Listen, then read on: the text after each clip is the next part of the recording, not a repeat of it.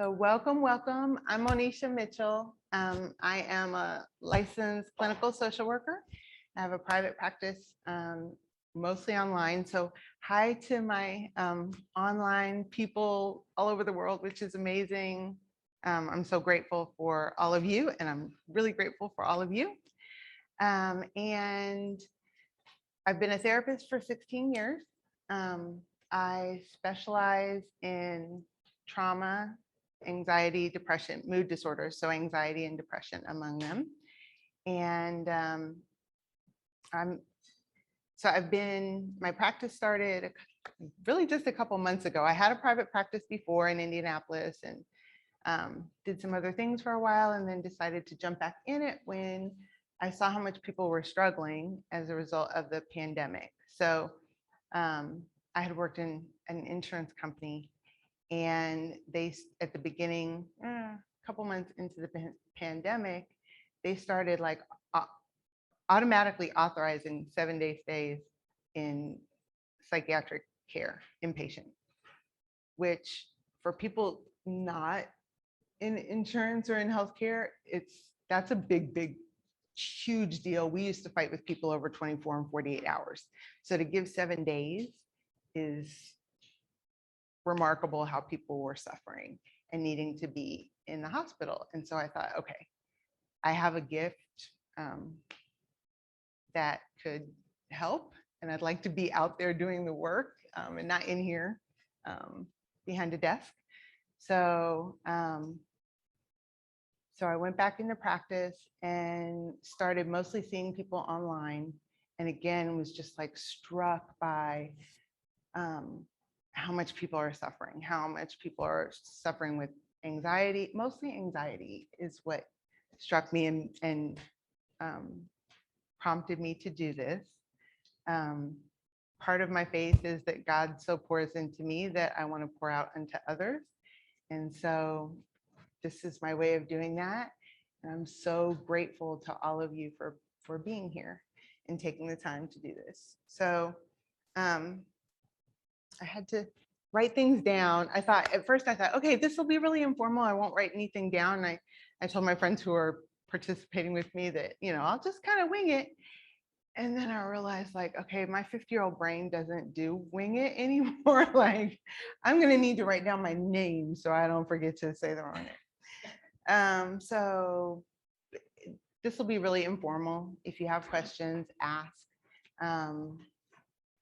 We'll be doing some like activity, and we'll do a lot of meditation. So I'll start by just kind of giving you some information about anxiety, and then we'll do a brief deep breathing. One of my closest friends and an amazing nurse practitioner is going to talk to you a little bit about her experience with anxiety. We'll do some mindful eating, and then do a guided meditation. I'll lead you in a guided meditation, and then we're going to have a yoga class with Kristen. So that's kind of how the day will unfold. I'll take breaks every hour. And so if you need to leave early, just leave on a break if you don't mind. No devices, please. If you can put your devices away, we want to chillax and have the opportunity to make the most of our time for ourselves here. Like I said, once you're in your seat, you can take your mask down. If you move throughout the studio, please put your mask back up. When you leave the studio, please put your mask up. And during the meditations and other practices, if you can be quiet, it's much appreciated, because I know how much we all need to just relax. So, any questions? All right, we will start with a breathing meditation. How many people have meditated before? Okay. So I'll explain a little bit more about meditation when we do the other one, but this is just a breathing meditation. You close your eyes, relax, and we'll breathe through it together. And I should preface this with also, There's no wrong or right way to meditate. So just relax. You can't get it wrong.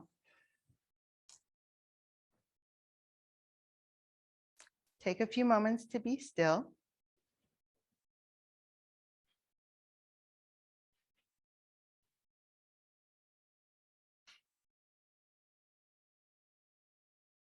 Congratulate yourself for taking the time for meditation practice.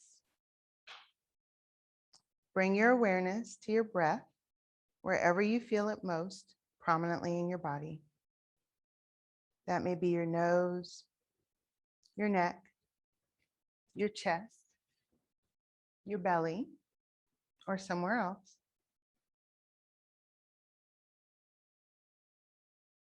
As you breathe in normally and naturally, be aware of breathing in. And as you breathe out, be aware of breathing out.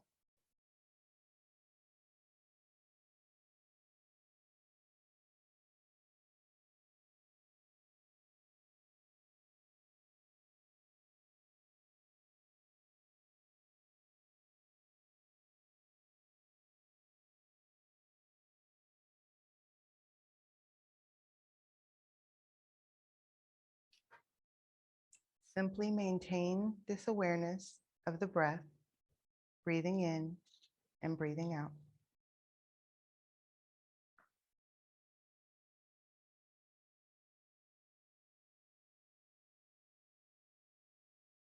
There is no need to visualize, count, or figure out the breath. Just be mindful of breathing in and out.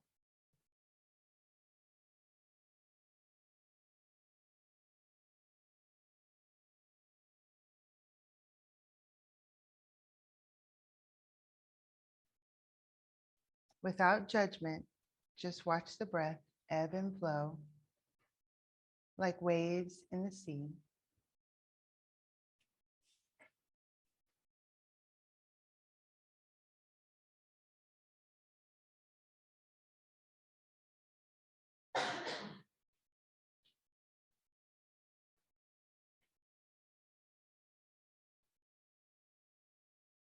There is no place to go and nothing else to do. Just be in the here and now, noticing the breath, just living life one inhalation and exhalation at a time.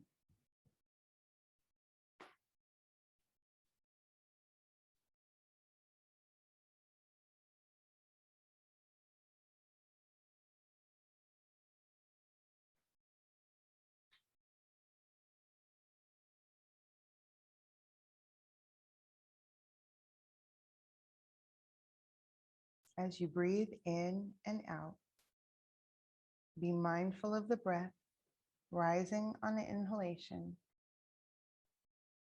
and falling on the exhalation, just riding the waves of the breath, moment by moment.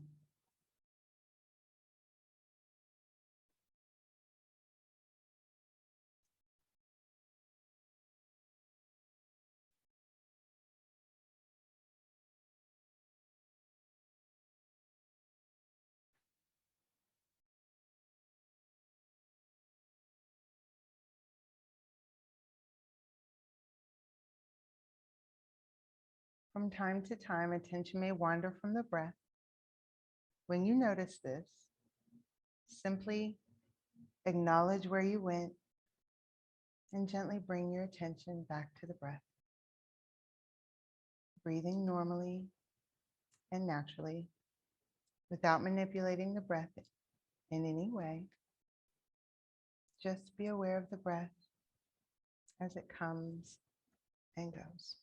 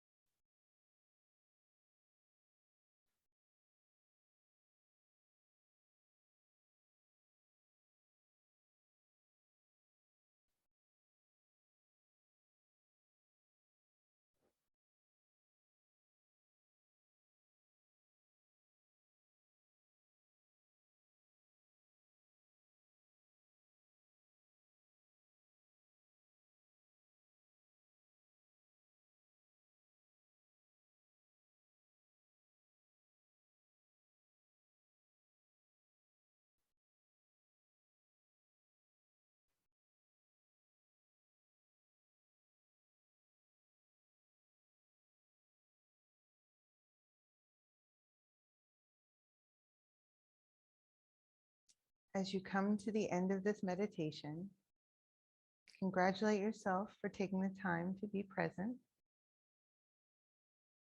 realizing that this is an act of love. May we all be at peace. May all beings be at peace.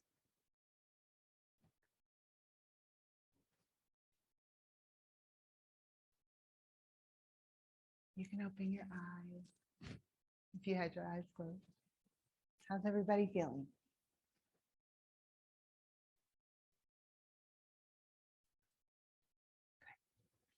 Good.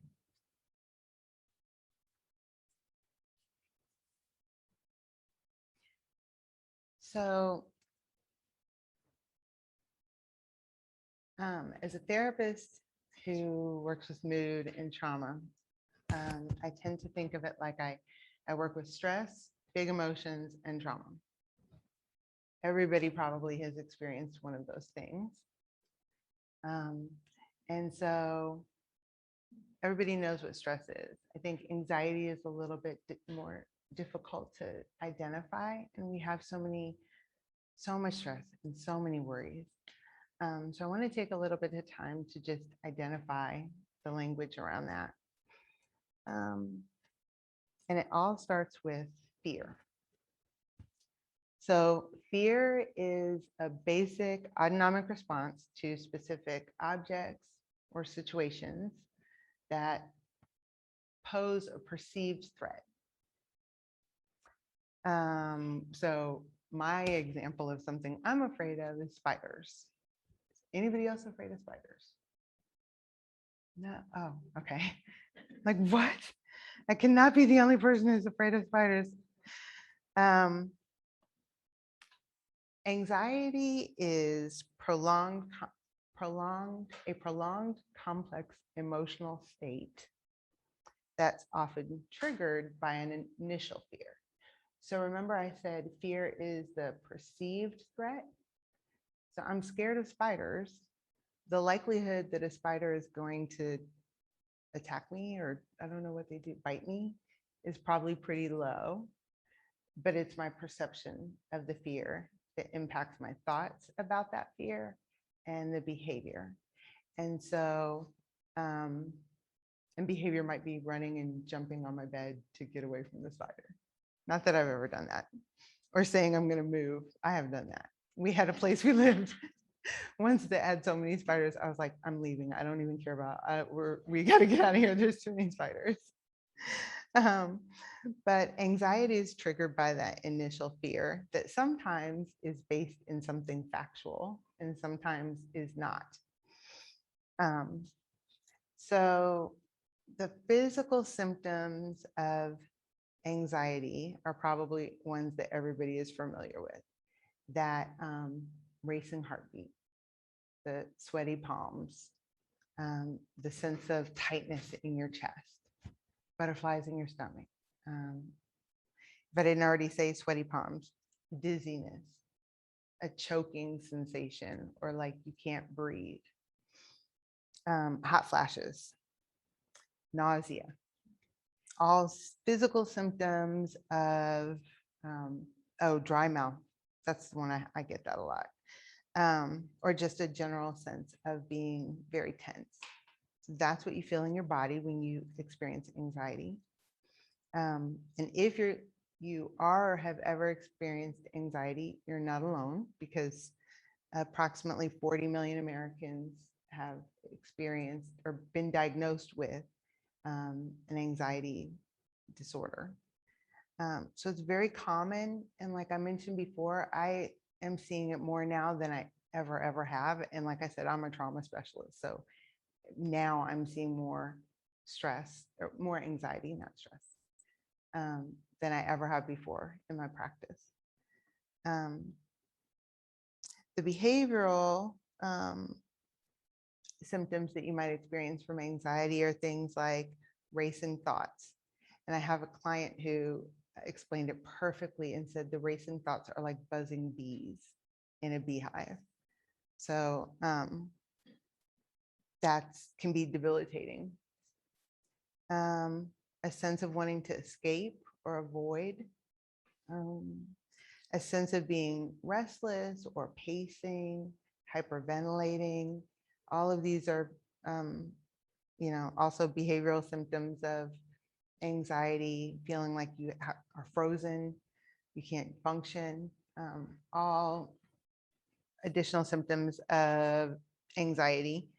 And then there are mental, cognitive thinking type symptoms, um, one of which is poor memory, poor concentration, feeling like you're going crazy. That's a really common one. And then panicking because you feel like you're going crazy. Poor attention, detachment, so feeling like you're not really in your body is another. So what exactly is like the science behind that? So there's two parts of your brains. I talk about this a lot. Actually, there are lots of parts of your brains. I only know about two. So there's your amygdala and your prefrontal cortex. And the amygdala is what I call stress brain. That's the part of your brain that kicks in when you experience stress or anxiety or even fear. And so when that kicks in, your thinking part of your brain, which is your prefrontal cortex, kind of goes offline. And you're not able to think rationally. So if you've ever experienced extreme stress, big emotions, trauma, or anxiety, you know exactly what I'm talking about. So for me, it's like rushing in the morning and I walk out the door and then I forget my keys. And then I go out to the car and realize I forgot my glasses. And I go back out to the car and realize I forgot something else. Because my concentration, you just can't get it together. It's that sense.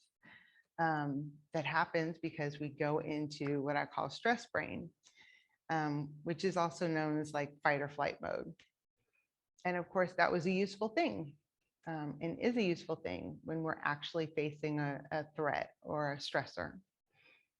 But we've been exposed to so much stress for so long, especially right now with everything that's going on, that I think we're kind of in stress or anxiety mode pretty continuously, some of us. And so, that's extremely overwhelming. I think the, constant news, constant access of people to us through our devices. If I want to know about something, I just pick up my phone and look it up, and that's great. It's not so great when it's like 11:30 at night and I wonder something, pick it up and then start scrolling. And then I realize it's like 2 a.m. and I've gotten 4 hours of sleep or whatever. So the stress is really constant. And I want to give an example of that. And you all have got a balloon in your bags, if you'll grab that.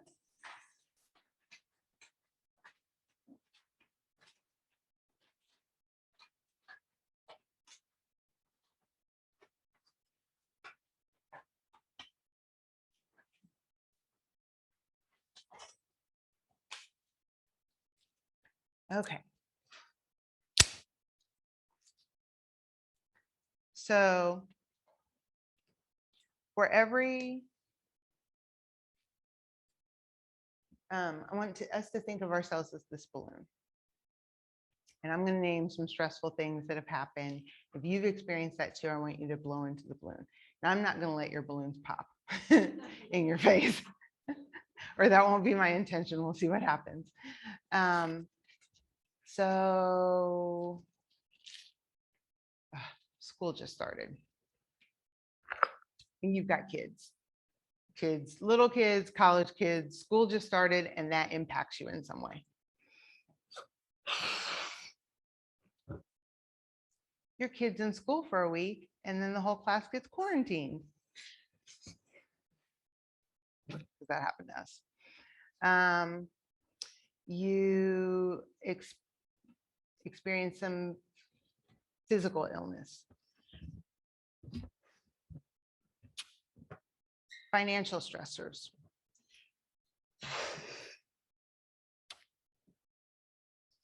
family conflicts.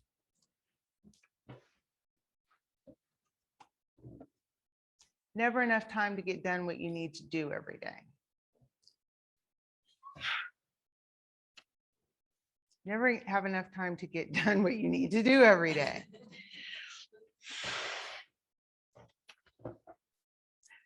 Don't say no enough, so you're overbooked all the time.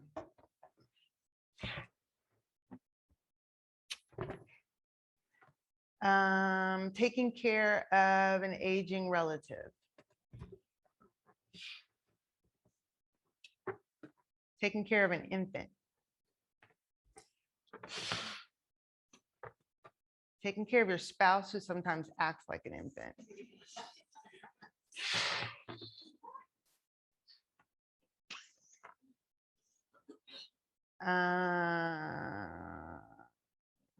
Go to a presentation and forget what you needed for your presentation, mess up your presentation, some big embarrassing thing at work.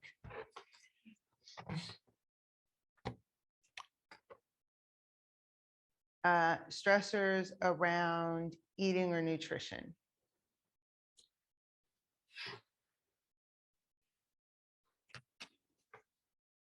Okay, so are we getting the idea? If we continue to blow in this balloon, what's going to happen? It's going to pop. That's anxiety. I mean, that's an anxiety disorder. So much stuff that you feel like you're going to pop.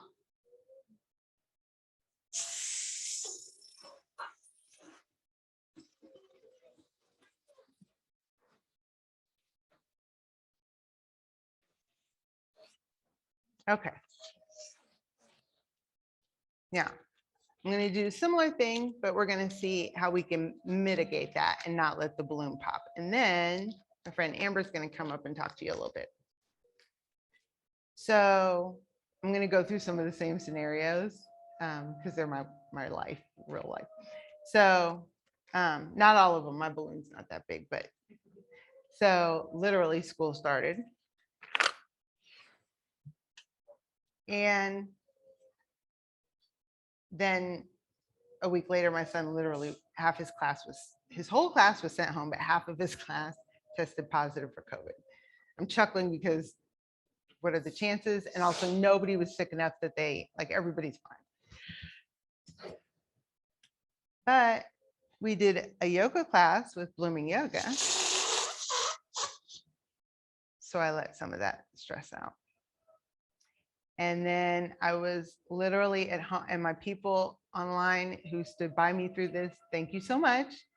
So then I'm working at home, doing therapy online, and with a 6-year-old at home. But I wake up every day. I wake up 5 days out of 7 and do a meditation for 20 minutes.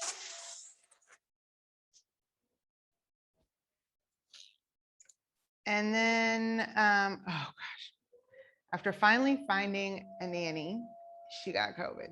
So she was with us for a week before she got COVID, and she's home.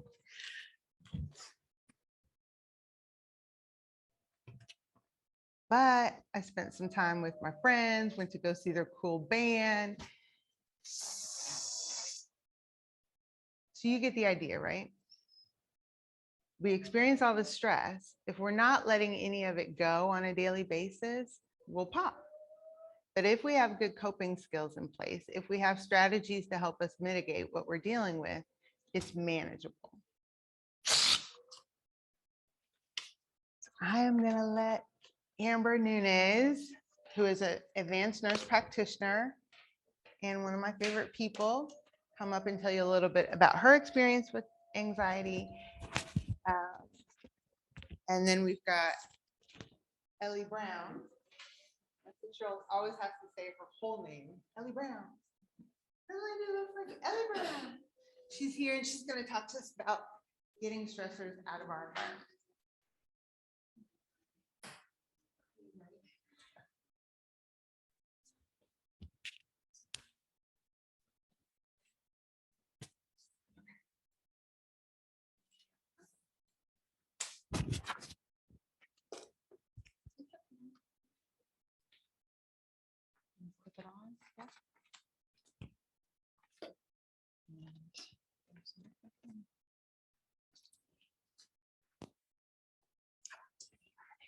Yeah, so the camera's right here. Oh, wow. So just stay within this square. or Okay. rectangle. All right. Hello, everybody.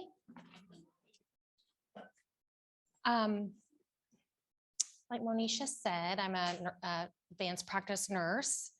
I started out as an RN in the late 90s and then became a travel nurse, kind of traveled around, ended up in Boston and decided to go back to graduate school where I became a nurse practitioner. And I've been a practicing nurse practitioner since 2005. So this has kind of been my thing. I'm an oldest of 4 girls, so I'm naturally more of a caretaker and an empath. I tend to absorb other people's emotions easily. And I don't think I knew that about myself, as a kid. I'm going to talk to you today about 2 things. So I have my medical hat where I kind of understand the anatomy and physiology of the brain and the neuroreceptors and the disease process around anxiety, as well as sort of my own personal experience with anxiety, because I feel like the fact that I experienced it and have experienced it in my life, it allows me to take care of individuals and sort of sense when people are struggling and maybe have an insight that I can share that sometimes others maybe have a harder time with. Growing up, just some background. And by the way, I want to say the word anxiety is such a generic word. It can mean that I'm under stress right now because I'm looking for work, or my child is giving me trouble, or financial stress. But it can also mean a full-on diagnosis, right? So what's the difference? It can be really confusing for people. We hear, coping with stress, coping with anxiety, because we all have it in our life. The thing is, when does it become a disorder, right? When do we need help with it? When there is a point at which meditation, diet, exercise, and all that's great. And then there's a point at which you cross into the threshold where biologically you're prone to a more disease state that you need help getting out of the hole, that you can't do it yourself, right? So there's difference. And I want to make sure we don't just kind of underplay or I don't want to overdiagnose people, but I also want people to know that sometimes you get to a point where you need help, professional help. So growing up, my mother's side of the family had bipolar disease, 2 of my uncles, alcoholism, schizophrenia. My mom is from a family of 9. Suicidal ideation and attempts. My dad's side of the family, severe postpartum depression. And again, I didn't know any of this until I was an adult. I can look back and say that's what it was, but people didn't call it that then. We just said, oh, Uncle so-and-so is struggling with such and such, right?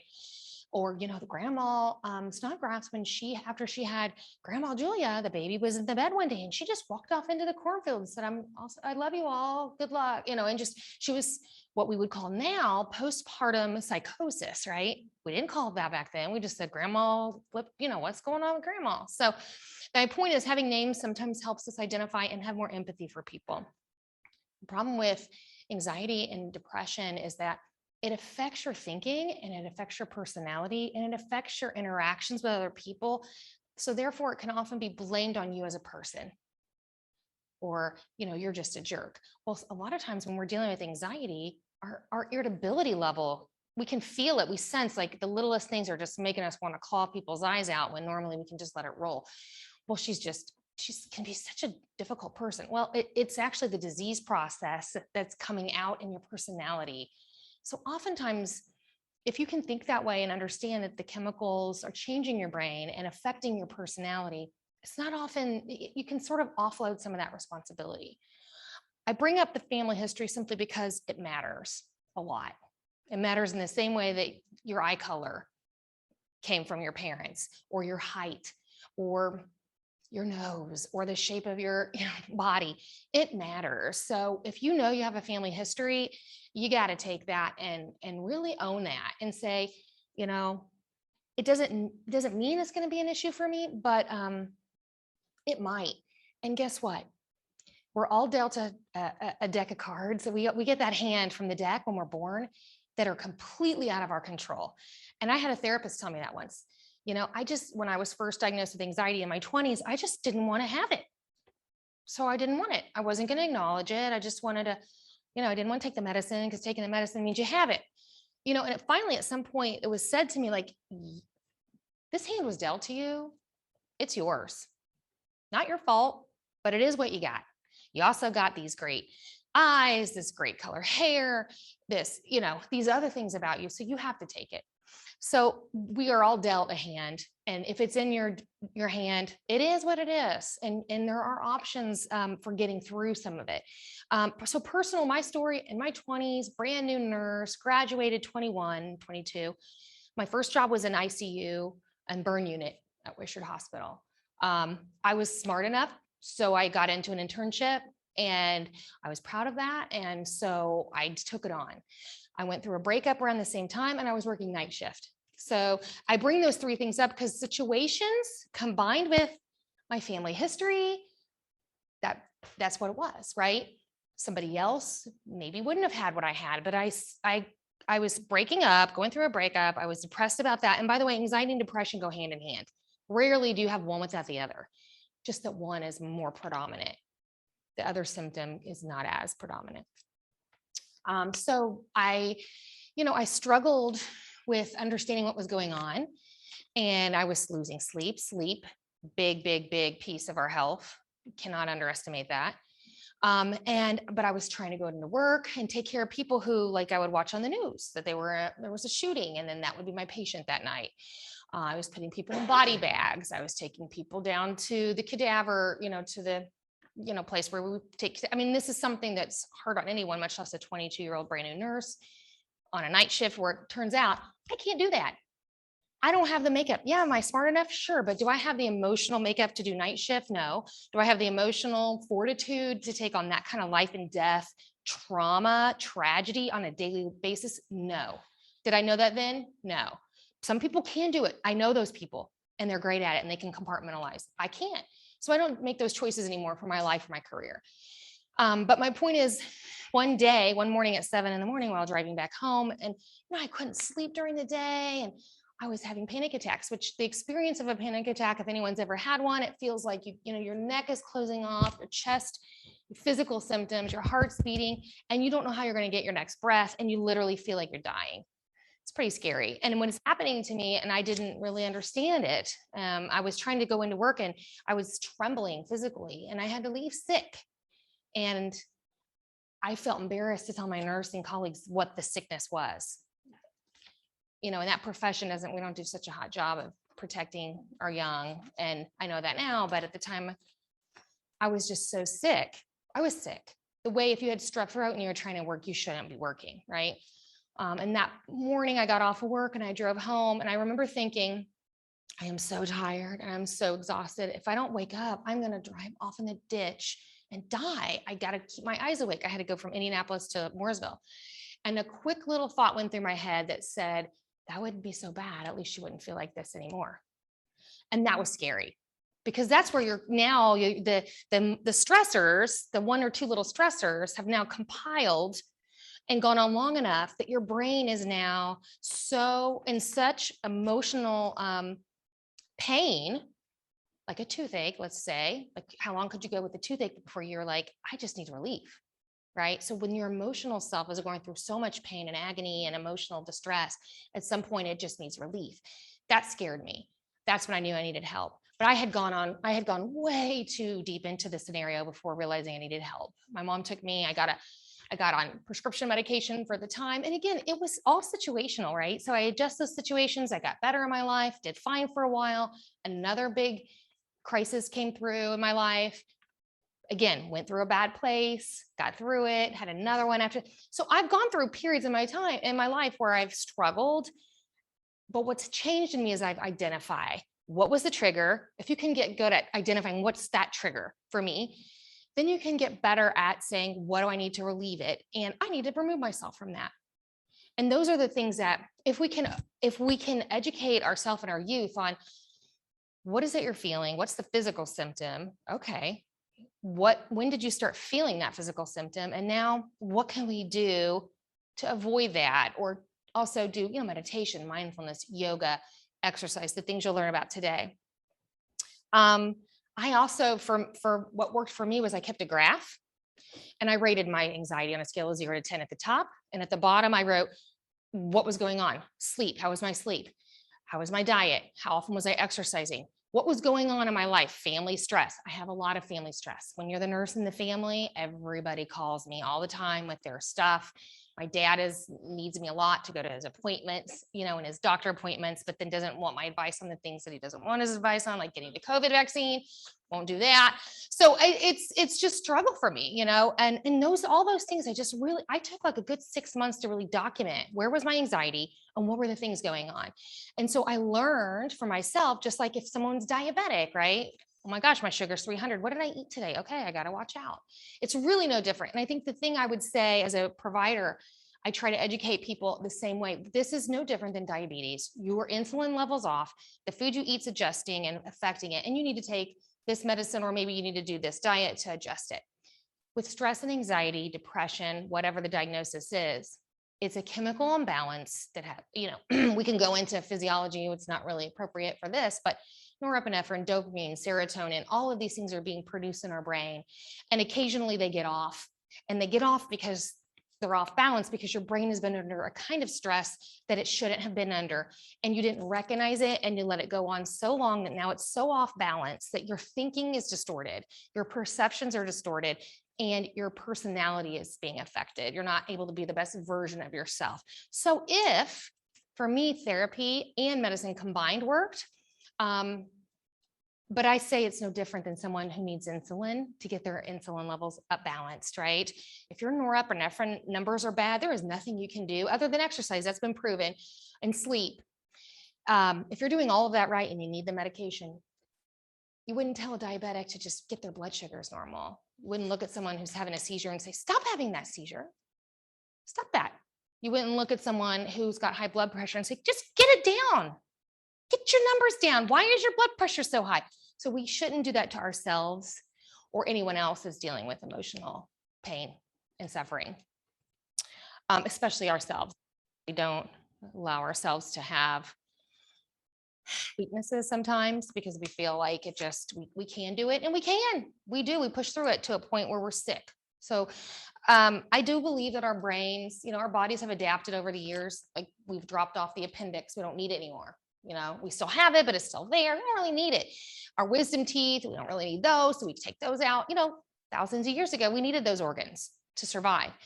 I'm sure there's some evidence the brains are adapting, but I can tell you that our brains were not developed for the 21st century stressors that we're all having today, that our pioneer predecessors probably didn't have. Yeah, they were trying to stay alive and cook and eat and make food, but they didn't know all the bad stuff that was happening on every inch of the planet at all times, right? That stress, for me specifically, those are what I've identified. If I'm on the news a lot, like this Afghanistan thing, every 30 minutes, what's new? What's new? What's new? I start feeling that anxiety in my chest and my neck, and I say, okay, cut it out. You don't need to know that every minute of the day. And it's accelerating the way you're not good feelings. And it's probably starting to affect my sleep and make me worry. So I have to identify that needs to be carved out for a little bit. So that's just kind of one of the things that triggers me. Family conflict, we mentioned that. That's another trigger. But what I do know about myself is that I need my outlets. And my outlets currently, what I'm choosing to do, walking, trying to find exercise, but for whatever reason, I'm just like not getting into that right now. I don't know. I'll come back around to it. I decided last year to be a drummer in an all mom women rock band. And that has been like the best outlet ever, because I get to beat the living life out of these things with sticks. And it's such a good outlet. Not everyone here wants to be a drummer, but I can tell you, like, find your thing, because like Monisha showed you with the balloon, you gotta let it out. So I don't know. I think that those are my key things. And the other key thing is that this is a journey, not a destination. I think I really believed that if I just did medicine and therapy for a few months or a year, I'd just get to this place where anxiety didn't exist and I would live there for the rest of my life. That doesn't happen. We all are going to continue to have these challenges and these roller coasters, and you will have to pull on those those resources at times of need. I have a therapist still. I haven't seen her in a few months, maybe even 6 or 8 months, but I know when things happen to me, she's there for me. And I call her up and I go see her. And I just know she's got my back and she's waiting for me when I need her. That's what works for me. I wanted to come today to talk a little bit about that and just share that with you guys. I think what helps for me as a practitioner is just knowing and understanding. I can visualize those parts of the brain and those little parts that are trying to push out those serotonin and dopamine, norepinephrine, and they just can't. It's not their fault. You wouldn't yell at the pancreas for not making enough insulin. So don't do that to the brain. And identifying it early and getting help early is so important because people oftentimes wait until crisis mode before they go for help. And you can avoid so much pain and suffering if you don't do that. Anybody have any questions? Have you guys heard of cognitive behavioral therapy, CBT? That was specifically one of the therapies that I had tried. And I feel like that's a really good way. And you can sort of look into it on your own. But the concept is if I have a pain, I used to have this anxiety about flying, just like when Nisha said about spiders. And it was irrational. But one of the things we did in the worksheets was to write down all the things that support how safe it is to fly. And we did it over and over in my therapies until finally I decided those facts are what I was going to hold on to. The other ones, the images of the crashes and the images of the tragedies, I was going to let go of. So that's just an explanation of what cognitive behavioral therapy is, actually sitting down and writing down the evidence against your irrational fear. So I find that that's excellent for anxiety. I know Monisha probably practices some of that.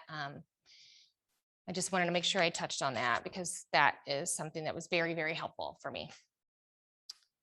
Okay, I think that's everything.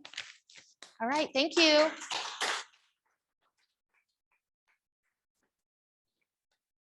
I had my, I don't know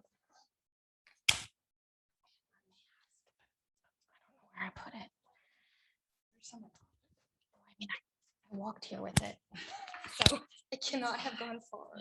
So before Ellie gets started, I'm going to start go back to the other classes. So you'll go back and get your side. So let you know when it's your turn. And if you don't want to do it, that's okay. You don't have to do it. Just pass.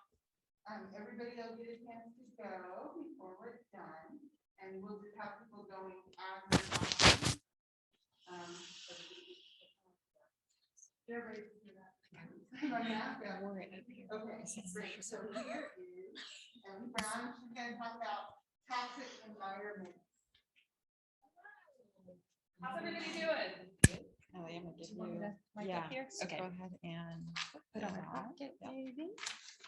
We have live stream people. Oh, perfect. Thank you. You're gonna stand right here. Okay. And the camera's there. Oh, and hi. the live stream can see you, so. Okay, I'm Ellie Brown. It's good to see so many familiar faces and all your beautiful faces. I don't know everybody here, and I definitely don't know who's online. So I hope you guys are enjoying the content so far.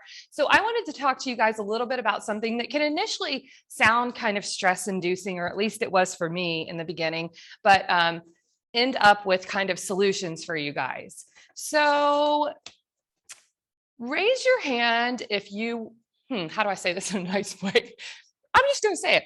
Raise your hand if you were dumb like me, and you don't have to raise your hand. That's like going to really put you in an awkward spot, and had no idea that, cosmetics or products that you're putting on your body every day were really absorbed into your skin and might have an impact on your body or health. That was me, completely me. So I had no idea about this, and I'll tell you how my journey began in this whole process was, do you guys ever remember hearing that when you use deodorant that maybe you should avoid aluminum in deodorant? Maybe you knew why, maybe you didn't. Well, I remember my kid, just his armpits stunk, whatever the past of that is. And they were stinky. And I was like, okay, it's time to get him deodorant. And so I was like, I heard I should avoid aluminum and I really don't know why. So I started doing my research. And it was just the tip of the iceberg of things that I never really realized about personal care products. And it began my journey with a company called Beauty Counter. I'll tell you a little bit about the company, but not much about it. And I wanted to start by saying one of the great things is that recently I got to hear the executive coach. I say recently, back when we used to travel, the executive coach for our CEO, he coaches lots of CEOs who are just, top-notch people around the country. And he always starts by saying, listen, the truth is absolutely no one is crushing it. No one. So I'm glad we're all here today and talking about this. And that's not to deflate anybody, but no one's crushing it. So lest you look at somebody else and think, they must have it so easy. Nobody is. But back to a little bit about kind of reducing toxic stress for you. So I want to throw out a couple of questions for you that opened my eyes. And I hope this isn't frustrating or alarming for you guys. So would anyone like to take a guess at any of these? Okay, what year was the last year that we passed any major federal regulation that governs our personal care products that we put on our bodies? Yes, Vicki. Not never. There was a year. That's not, but could be close. Any ideas? 1980s.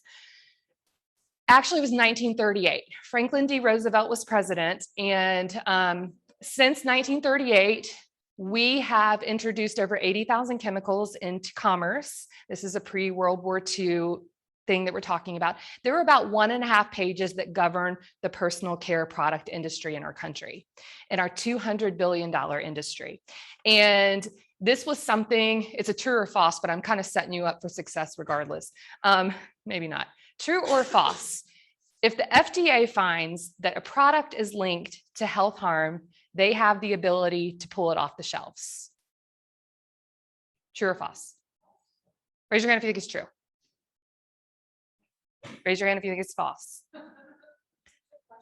It's not. It's false. In the personal care product industry, if a product is found to be causing health harm to people, they do not have the authority to pull it off the shelf. A good example that you guys might remember from maybe 5 or 6 years ago, if you ever read about Win Hair Care, that was, I think, like an infomercial that we all saw a lot, but there were lots of children and women who came forward and said, I'm losing my hair. And it was due to ingredients that were in the product. And FDA said, well, I'm sorry, our hands are tied. We can't do anything about it. So I say all this to tell you that we can do better, right? As consumers, we can all do better. To give you one more perspective of why I think it's important for us to be armed with this knowledge. This is just arming yourself with knowledge. This is not scary information. In the European Union, there are about 1,400 ingredients that are linked to either endocrine disruption or cancer or infertility that have been banned from any products that you put on your bodies. In the United States, any guesses how many we've banned? Not 0, but not far off. 30. We've banned 30 ingredients. And so we have a long way to go. But what's great about it, here is the great thing about it. We are waking up as a people, right? People are talking more and more about clean products. So I want you guys to start to think about it, but to know also that when you go into CVS and you see that shampoo that says organic and, natural, it doesn't always mean what you think it means. So before I have to give you a little more detail, I have a call to action for you guys if you want to do this. It's totally up to you. If you have your phones on you, there are 2 things I would ask of you. The first is to look for an app that's called the EWG Healthy Living app. You can download this app onto your phone and you can look up your personal care products and see actually how they rate on a scale of 1 to 10 and see if maybe when you run out of that product, if you want to search the EWG app for one that might be safer.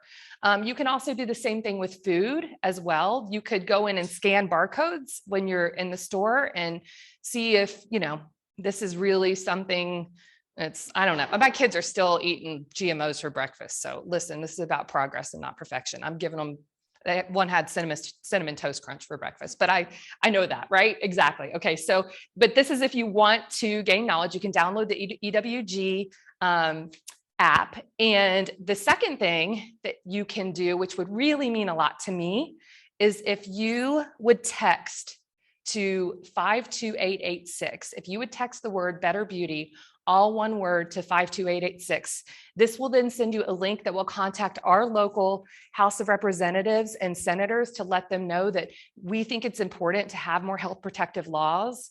And yes, Jean, if you will text to, oh, Better Beauty, all one word. Yeah, you'll get a link back and it'll go to our people. And there are bills that are sometimes on the Senate and sometimes on the House that do ask for more health protective laws governing the personal care product industry. So it's important that we show that we have a voice. And statistics have shown that when 12 to 15 people contact somebody at once and a representative at once, then they kind of scratch their head and go, maybe we need to pay some attention to that. So that is one other call to action that I have for you. Okay. Then I put together a list. It says at least 4 tips to cleaning up your home, but if you'll notice, there are 5 tips, and that is because I can't count, or I came up with 1 extra. So these are all simple tips that you can do in your own house to alleviate toxic stress. The first one, I promise you, if you haven't done this, you'll feel like such a weirdo when you walk into somebody's house with your shoes on. We never practice taking our shoes off at the door before. Somebody kind of explained this to me. And then when you remove your shoes at the door, you reduce bringing in lots and lots of different things. And also like gas station urine on the floor if you go to the bathroom. Sorry, just being real. I like to keep things real. So you don't want to bring that back in your house. So just have a rule where you take your shoes off when you come in. I even got a passive aggressive mat off of Etsy that says lose the shoes. So when my friends come to the door, they're like, oh man, I gotta take my shoes off in this person's house. So that's one simple free thing that you can do. The second thing is to ditch any kind of synthetic fragrance. Yes, I know it's hard. People love their perfumes, their air fresheners, their scented candles. They smell amazing to people and you covet those. And the reason why you would want to ditch synthetic fragrance is that fragrance is actually considered a trade secret by federal law. And so nobody has to disclose what's in it. And actually, what can be in it is any of 3,000 different ingredients, many which are linked to endocrine disruption, which is, helps, it causes our girls to go through puberty sooner, or causes us to possibly have, thyroid issues that we look to. So eliminating synthetic fragrance is always a win. And if you do, you guys, I promise you, you will never miss it. If you ever have questions like, oh my gosh, I love my candle, can you recommend a candle? I am your person. I've tried all the good, the bad, the ugly. I know where you shouldn't spend your money, and I know where you could spend your money. So feel free to use me as a resource for that. The third thing is to consider getting all plastics out of your home. The first thing I would ask you guys to do is to really, really, really, please don't put your plastic in the microwave. It releases different bisphenols. I know we have banned bisphenol A from a lot of things, but that's just one of many bisphenols, which are also endocrine disruptors. And so to get rid of plastic, and maybe think of stainless steel or glass. I know I go to IKEA and get really inexpensive glassware from there, and we save mason jars and drink out of those. That's another great way to get toxins out of your home too. And another thing is to support brands that actively look to avoid ingredients that are linked to health harm. So Beauty Counter would be an example of that. Yes, I am an independent consultant. Yes, I do have products that offer solutions for women and men, but I am more interested in the education piece for you guys. And so to that end, when you see my card that is on your sheet, if you flip it over, there is a list, a never list of the most common ingredients that you really should avoid. So use it as a resource if you're walking through the aisles at Target, and Target has a lot of great clean brands, but you can kind of cross-reference and say, oh no, I see lots of pegs on this. I'm going to pass on this product. So use that as a resource to help you along the way. And finally, choose safer laundry detergent. Laundry detergent is one that I know people have such a tie to. I love my Tide and my Downy, and like, when I had to give that up, that was really hard. But there are ingredients that are in our laundry detergents that are skin irritants and can lead to like allergies and eczema. And it also, I am not speaking to anyone in here. You are welcome to think ill of me. Now, when I smell my Tide and Downy that I coveted so much, I am just almost sick to my stomach. Like, it's noxious to me. And so you start to smell that it just wasn't like what you thought it was. Your nose almost tricks you a little bit. So I know that's a lot of information, and feel free to do your research. I did put just a sample of a couple of our really great products. So you either have an overnight resurfacing peel or a charcoal mask sample. We don't have everybody here, so if you want to switch one out for the other, feel free to. A charcoal mask is a great way to detox your skin, and you can literally watch it pulling oil out of your face as it dries. It's kind of cool, but I'm weird like that. And the overnight resurfacing peel will work to just gently resurface your skin as you sleep too. So just a couple of things to try. If you ever want to try any skincare samples, you're welcome to reach out to me. Again, like I said, I have potential solutions, but there are lots of great options that are out there. One more thing I want to say that I often hear from women is, I don't wear any makeup, so this doesn't apply to me. So I want you guys to also guess, how many products do you think that we as women outside of makeup put on our bodies every day? Any guesses?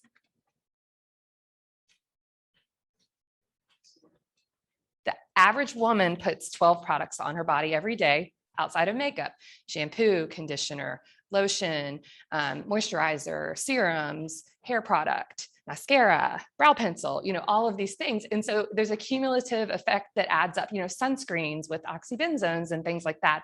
So there are alternatives that exist out there, and I'm happy to be a resource to help you guys. So I hope this is helpful and not hurtful or scary or anything, or anxiety ridden, but I would love to answer any questions that you guys might have before I hop off. Yeah. What about essential oils? Essential oils, from what I understand, is like if you go to Meijer, or you go to Kroger, and they're selling essential oils, you really aren't sure about the purity and the quality of it, right? I feel like there are companies that I know and trust that. Thank you. Yes. And Young Living. Yeah. Like, I think you're dealing with really like the good stuff. So that's a great question. Anybody else? Feel free to text me if you're like, what laundry detergent works, what dishwasher detergent, what soap, all the things. I know all the things that you don't need to spend a penny on too, because they don't work. So that's it. Thank you guys for having me. Oh yeah. Do you have any information on pets? Even recently, was reading something about, I have a doodle, and they Me too. to Alleviate. Yes. Somebody on Facebook was talking about being more holistic. Walking on out. Well, Same concept. yeah. Yeah. And I mean, you think about your lawn care company, a lot of the things that, not yours, but a lot of pellets that people put down are horribly allergenic to pets. And so I know we personally use a company that uses like alternative methods to making our yard look nice than most traditional ones. But then I think that even washing your pets, I think Dr. Bronner's is a cure-all for everything. Do you guys ever see Dr. Bronner's in stores? It's like a liquid Castile soap. You can brush your teeth with it. You can wash your fruit with it. You can wash your dog with it. You can wash your hair. You can wash your hands.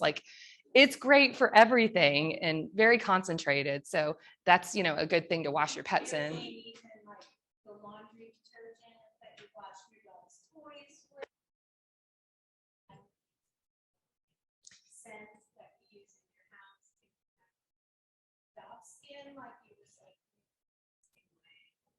And unfortunately, you can't rule out what it is that's in it because of the fragrance loophole. And so that's why it's best to avoid fragrance altogether.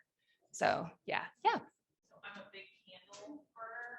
What would be one brand of candle that would just be more optimal than Yankee or Yeah. the typical one? My very favorite one is Izola, Izola. Okay. And I know that they carry those, or Leslie Jane carries some of those. Smells amazing. There's also some that they sell at Traders Point Creamery in that little store downstairs. Smells dreamy. But you can smell that you're smelling like the real essential oil of everything. So yeah, I hear you. That's a hard one. Any other questions? Okay, thanks for having me. Feel free to reach out if you have any questions. So much, Ellie, and thank you, Amber. I thought it was really important to have Ellie talk about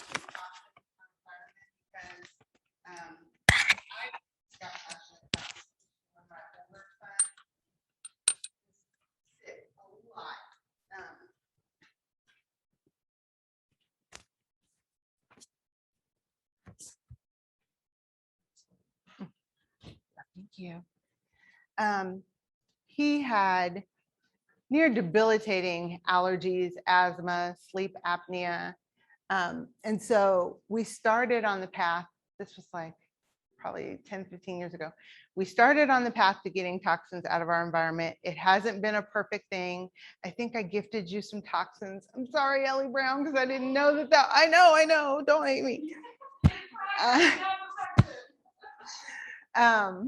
But what I noticed is that in getting rid of the toxins out of our environment, from then to now, I have a 6-year-old, and he's pretty toxic free. But just the change in my mood that I noticed when we started, when I stopped cleaning with the heavy chemicals, and I was like a bleach girl. Like I would pour bleach in the tub and scrub the tub with bleach. And just a number of different candles and fragrances. I mean, one thing people used to always say when they came to my house is like, your house always smells amazing. Yeah, it's killing us. I didn't realize that at the time, but just the difference between watching my middle son struggle and then watching my 6-year-old, he's got allergies too. It can get bad, but he doesn't struggle as much. And then just watching my mood, like I thought home was where I came to relax and like charge up and all the things you want to be able to do in your environment. I didn't realize how much it was affecting my mood. So I think that piece was so key to me in talking about anxiety and how to manage it. And we're going to take a little break. Remember to put your mask up if you move around. Just a quick 5-minute break if anybody needs to leave, use the restroom, whatever. And then we'll come back and talk about managing anxiety.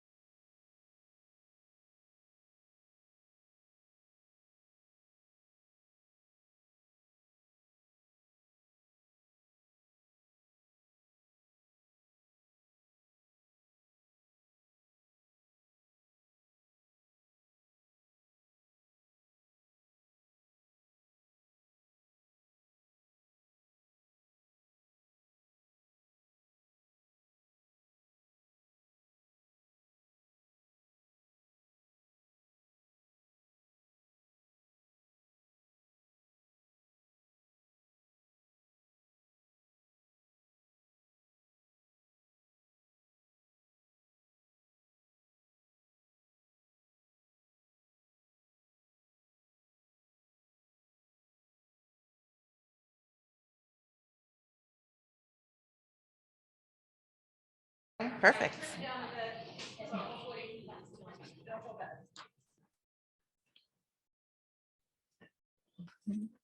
Okay, if you want to make your way back to your seats. I moved things around a little bit. This is Tiana. She is with Sound Mind Treats. She was a find at the Zionsville Farmers Market. We struggle to find snacks that are healthy, don't have a ton of sugar and processed foods for the little one that I mentioned earlier. And she makes amazing pies. We get peanut butter cookies, we get granola a lot. And so she's here to talk a little bit about how she came to make these amazing treats. And then we'll do a mindful eating practice, and there's refreshments in the back. And then we'll come back and do Wonderful. Oh, Microphone's on? Yep, it's on. You're good. oh, perfect. Thank you. That was an amazing introduction. Thank you. Well, I'm very blessed to be here to speak to all of you. I started my business Sound Mind Treats in October of 2015.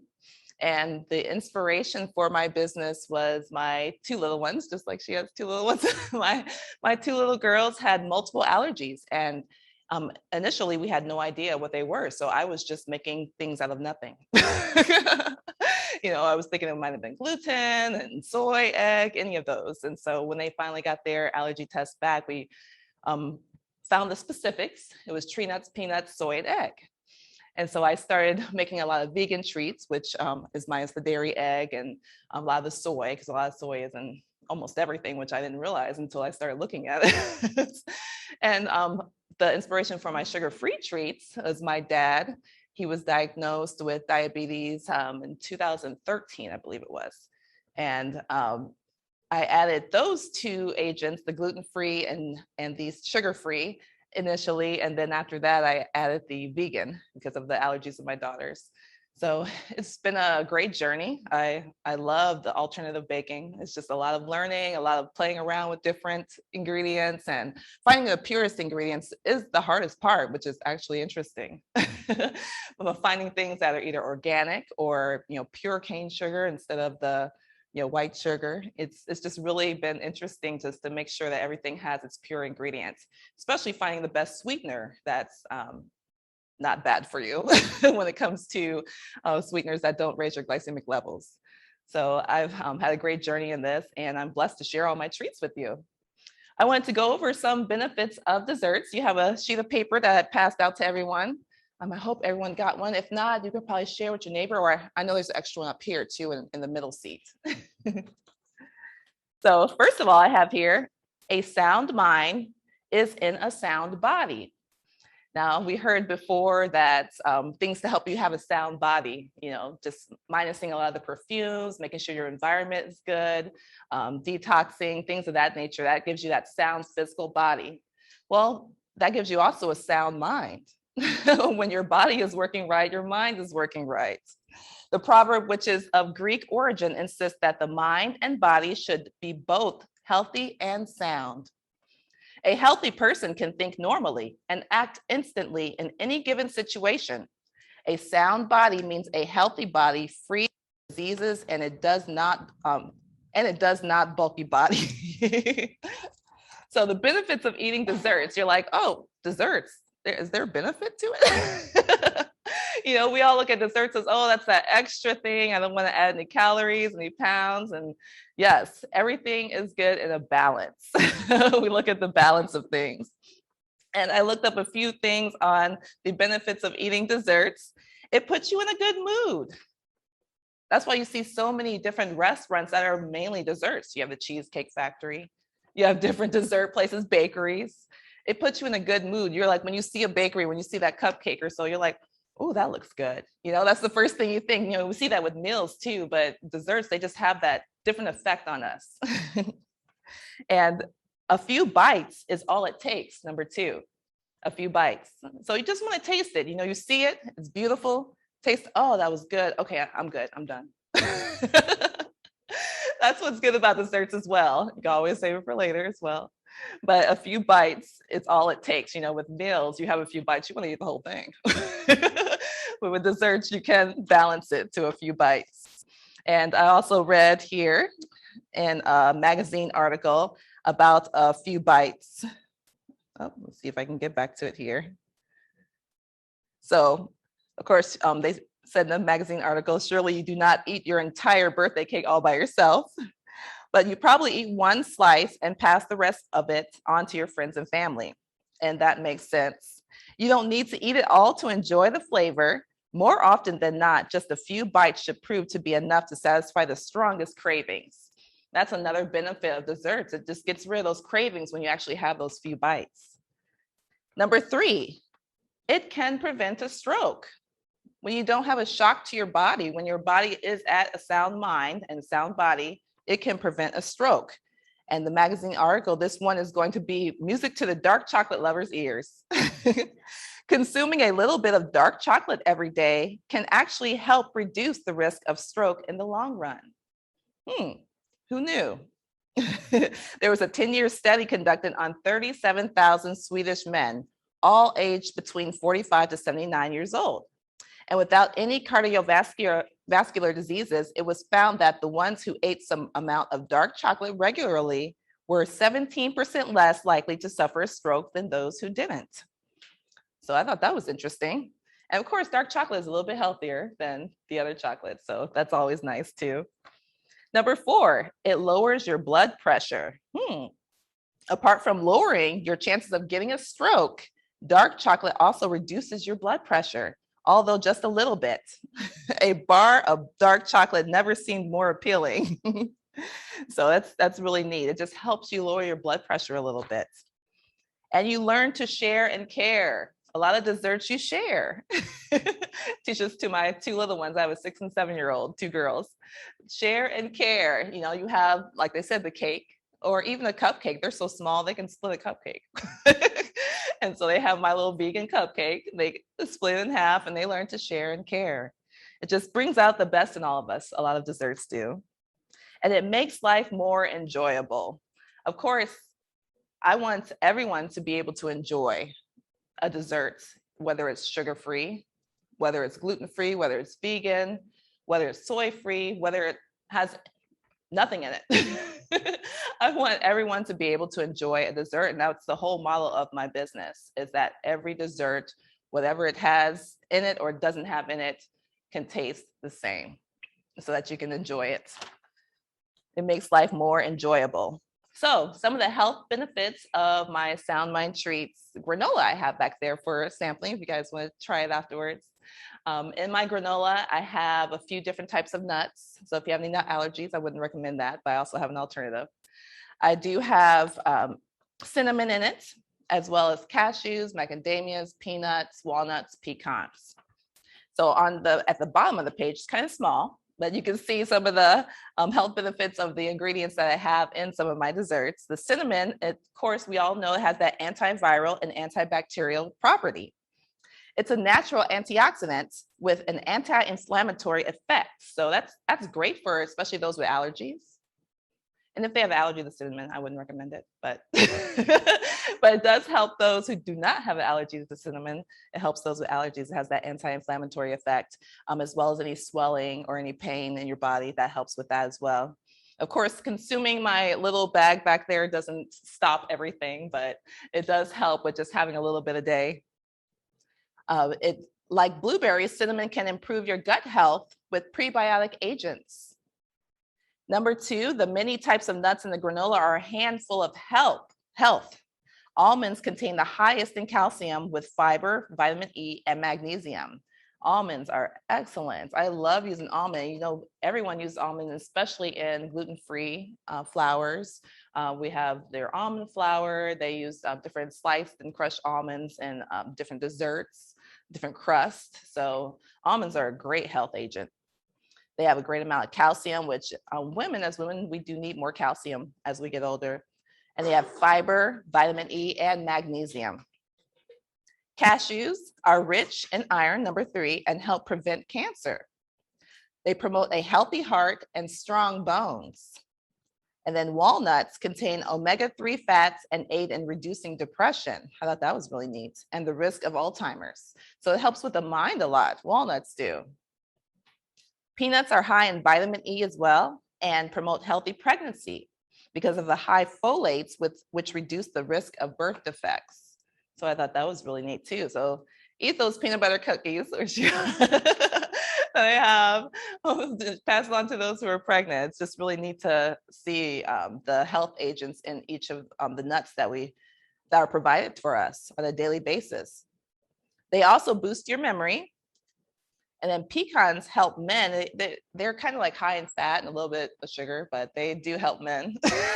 And they are very healthy too in a way. They help men keep a healthy prostate. So macadamias are low in sugar and carbs. That's the good nut. I have that in there as well. And they aid in digestive health. They aid in diabetes and they aid in cardiovascular disease. So it's just really neat to see the health agents in all these nuts. I mean, growing up, my grandmother loves nuts and we just always would have like a handful, never knowing that it was helping us grow, it's helping us stay healthy, it's helping us give us energy, natural protein, natural fat, the things that we need to grow. So I just think it's really neat to see each nut's health agent. So number 4, another ingredient I use for the sweetener, since I use a non-glycemic sweetener, is monk fruit. And looking up the properties of monk fruit, the actual fruit itself that's found in Southeast Asia, it has like it has a sugar in it, but the sweetness comes from I think it's called the magrosides. I have it on here. I hope that's pronounced right. So the sweetness from the monk fruit comes from magrosides, which is extracted out of the monk fruits, and it doesn't raise your glycemic levels. It's based as low calorie food. So it has no calories and it has no sugar agents, 0 calorie sweetener. I thought that was really neat, knowing that it's all natural. And I love stevia as well, but I love that monk fruit doesn't have the aftertaste. I use stevia for different things as different chocolate desserts because the chocolate kind of takes away from the stevia taste, but I do love monk fruit because it just works almost just like sugar. And so it just doesn't raise your glycemic levels, which is great. Allulose is found naturally in some foods. That's the keto maple syrup that I use. It's an allulose form. And it's plant-based as well and fruit-based. It's used like in dates. You get allulose extracted, dried fruits, brown sugar or maple syrup, but it does not metabolize when ingested into glucose. So it does not turn into sugar in your body. It's calorie-free. So I thought that was really neat. So these 2 sweeteners in my granola are great. They're plant-based. They're basically vegan and gluten-free. And I also have it as sugar-free in this granola. And so it's just a wonderful food to eat. My dad sits there and he eats it probably almost on a daily basis. And it doesn't raise his glycemic levels. So he enjoys that. And also the blueberry pie I have back there. It's a blueberry crumble pie. Blueberries, of course, we know can help with heart health, bone strength, skin health, blood pressure, diabetes management, cancer prevention, and mental health. So blueberries are all around natural healer. I used to love just eating blueberries in the morning. It was kind of like my energy for the day. And I still do. And my daughters, especially my youngest, she loves blueberries. She's like, Mommy, where's my blueberries? Instead of coffee, we're like, blueberries. So that's what we go after. So it's just really neat to see the health agents. And of course, this is not all I offer in Sound Mind Treats. I do have my card back there, which has my website. And I offer all different types of pies. I make sure everything is made of mostly fruits, not as much sugar. If it does have sugar in it, it's not made of as much sugar. So it's just really neat to see how we can eat healthy, we can eat for our health, and we can keep a sound mind by that. So thank you. We're going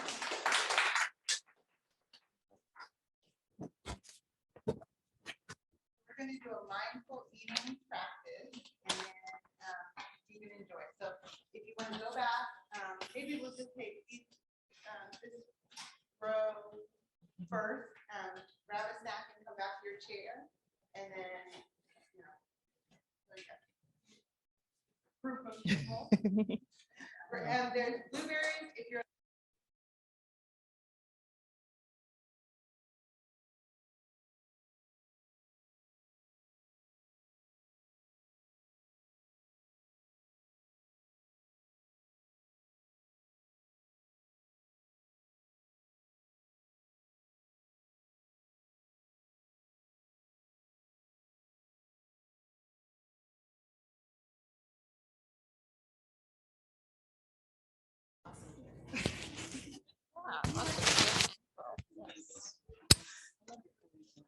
I think you're at the farmer's market, right? Yeah. I think I went to this a couple weeks ago and I got blueberry with my husband, blueberry and apple pie and something else. I know. Oh, thank you.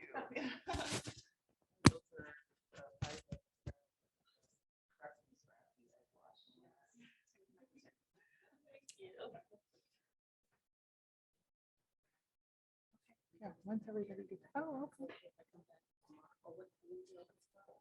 Well, I'm not here. So if this middle group wants to go, yeah, so this isn't my location, but if you want to just go to probably get one, then you, yeah. Mhm. Thank you. Wait.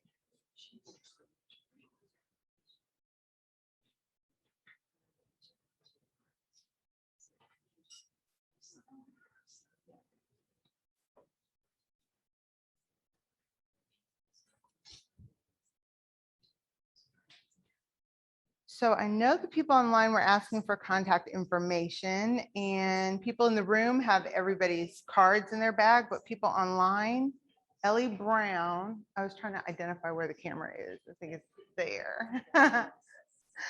Ellie Brown is elliebrown@mac.com.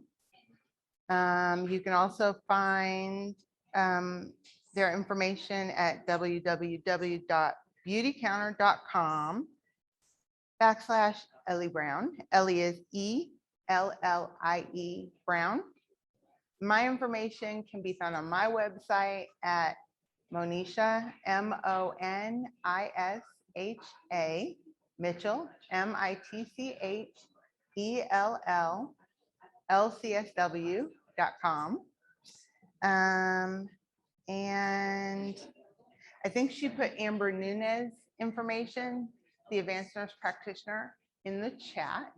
If you have any other questions, if you're online, A, I'm so glad you're here. And B, if you have any other questions, just put them in the chat. We're going to do a mindful eating practice. So if you want to run to your kitchen and grab a grape or one little thing is good enough. We've got blueberries here in the studio and we've got Sound Mind granola. And you can find, I'll have her put the information for Sound Mind treats in the chat as well.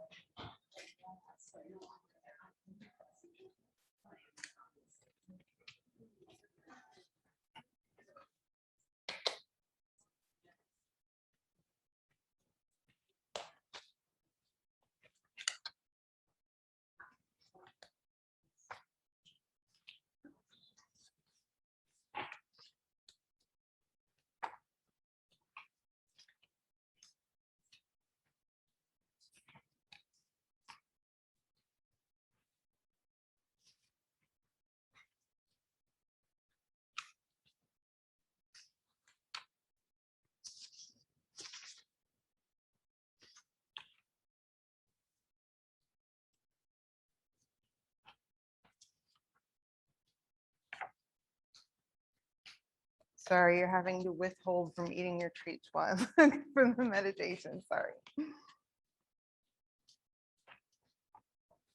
Here we go. All right. I love the mindful eating practices. If you've struggled with food issues, practicing mindful eating can be so helpful. In addition, like she was mentioning, desserts are good. I had a whole conversation with a client yesterday about food as a reward, how to have a healthy relationship with food. And one of those things actually is like eating treats from time to time. Ooh, hold on, don't eat yet. Don't eat yet. Not restraining yourself from eating treats and desserts and information that actually having dessert with a meal is a good thing, especially in helping children develop healthy relationship with food. So it's not a treat, it's just part of your meal, and it can be something like fruit. So, all right.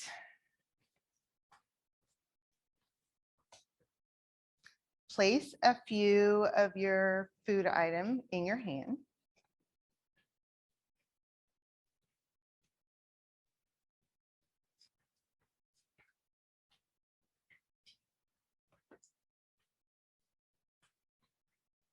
Imagine that you've just come to Earth from a distant planet without such food.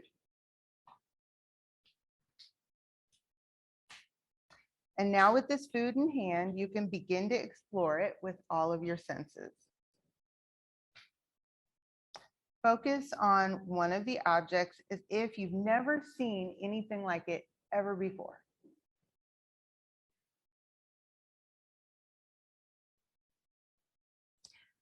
Focus on seeing this object, scan it, explore every part of it as if you've never seen such a thing. So kind of play with it in your hand, turn it around, look at it from all different angles, really see it.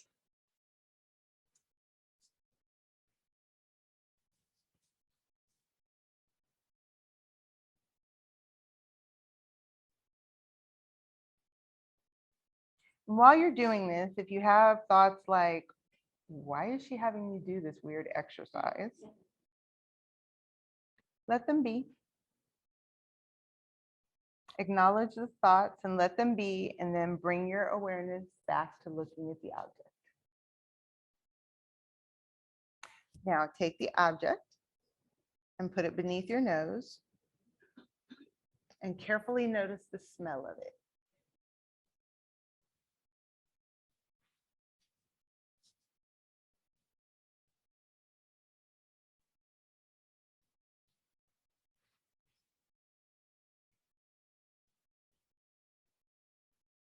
This next part is dangerous if you have the blueberries, but bring the object to your ear and squeeze it carefully. Roll it around and hear if there's any sound that comes from rolling it in your fingers.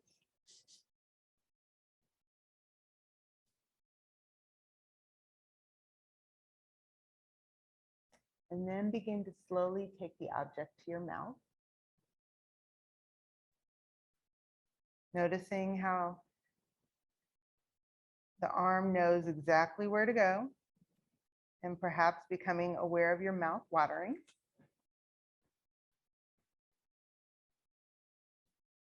Now gently place the object in your mouth on your tongue, not eating it yet, just putting it on your tongue. And explore the sensation of the object in your mouth without chewing it.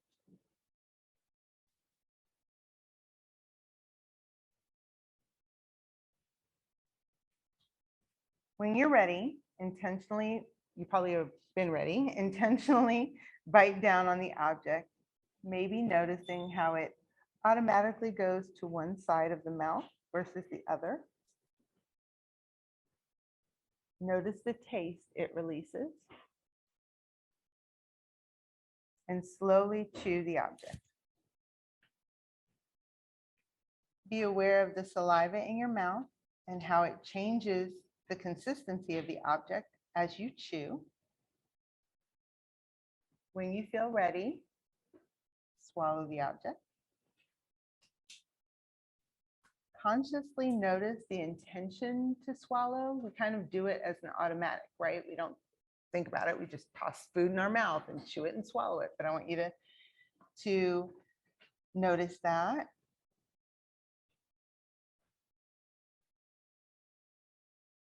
And the sensation in your throat.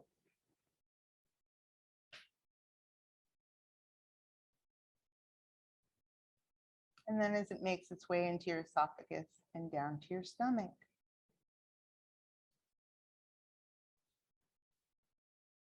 Now, how many people have experienced mindful eating before? How many people eat on the go? In the car? Yeah, yes.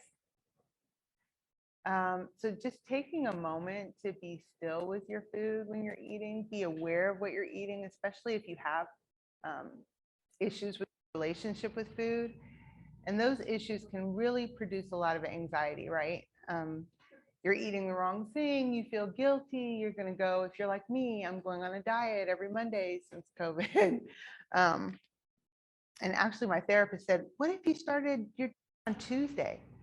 I was like, why would anybody do that? Monday is the day you start diet. but just being more present with your food and being more aware with your food can really help ease your anxiety, because we're eating on the go, but eating is a big function for your body. When I do the meditation, guided meditation here in a moment, we're going to spend some time in each part of our body and recognizing that there are major functions going on in your body at all times, and digestion is one of them. And so when we're eating on the go, we're really not doing ourselves any favors, because that digestive process isn't working properly. And when we think about stress and anxiety, one of the first functions to be put on pause when you're in stress is digestion. So when you go into fight or flight mode and the amygdala kicks in, one of the other things besides rational thinking that pauses is digestion. And so you'll notice maybe if you eat on the go a lot, maybe issues gas or constipation or other stuff. And that can be because you're just not digesting properly when you eat. So if you can adopt a mindful practice periodically with your eating, or at least just stopping to take the time to actually have your meal, it can really be helpful in your overall sense of well-being. So we will, does anybody have the time? Because now I don't, 1:12. Just making sure, I think we have a little bit of time. I think, yeah, for you to just enjoy the rest of your refreshments. We'll take a little break while you enjoy your food, and then we'll come back and do a guided meditation.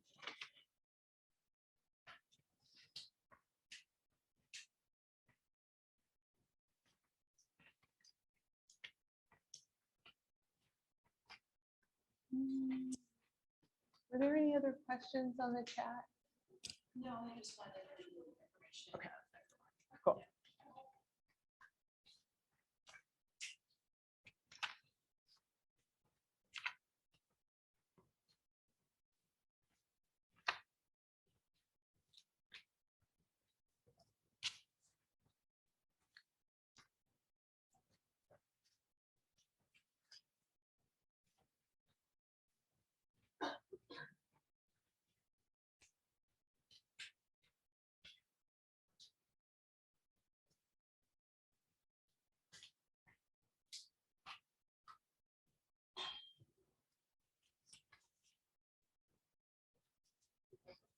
Okay, since everybody's pretty much sitting in their chair eating, we'll just continue with some more information about managing your anxiety.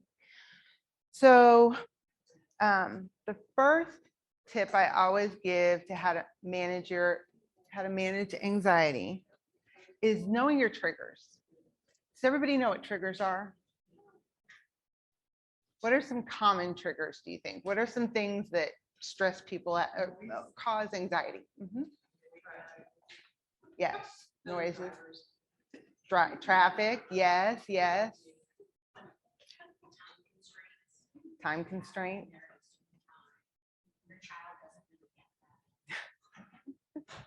Yes. Yeah, I tell my 6-year-old all the time, like, you have the same 24 hours in the day that I do. Like, we don't get extra hours.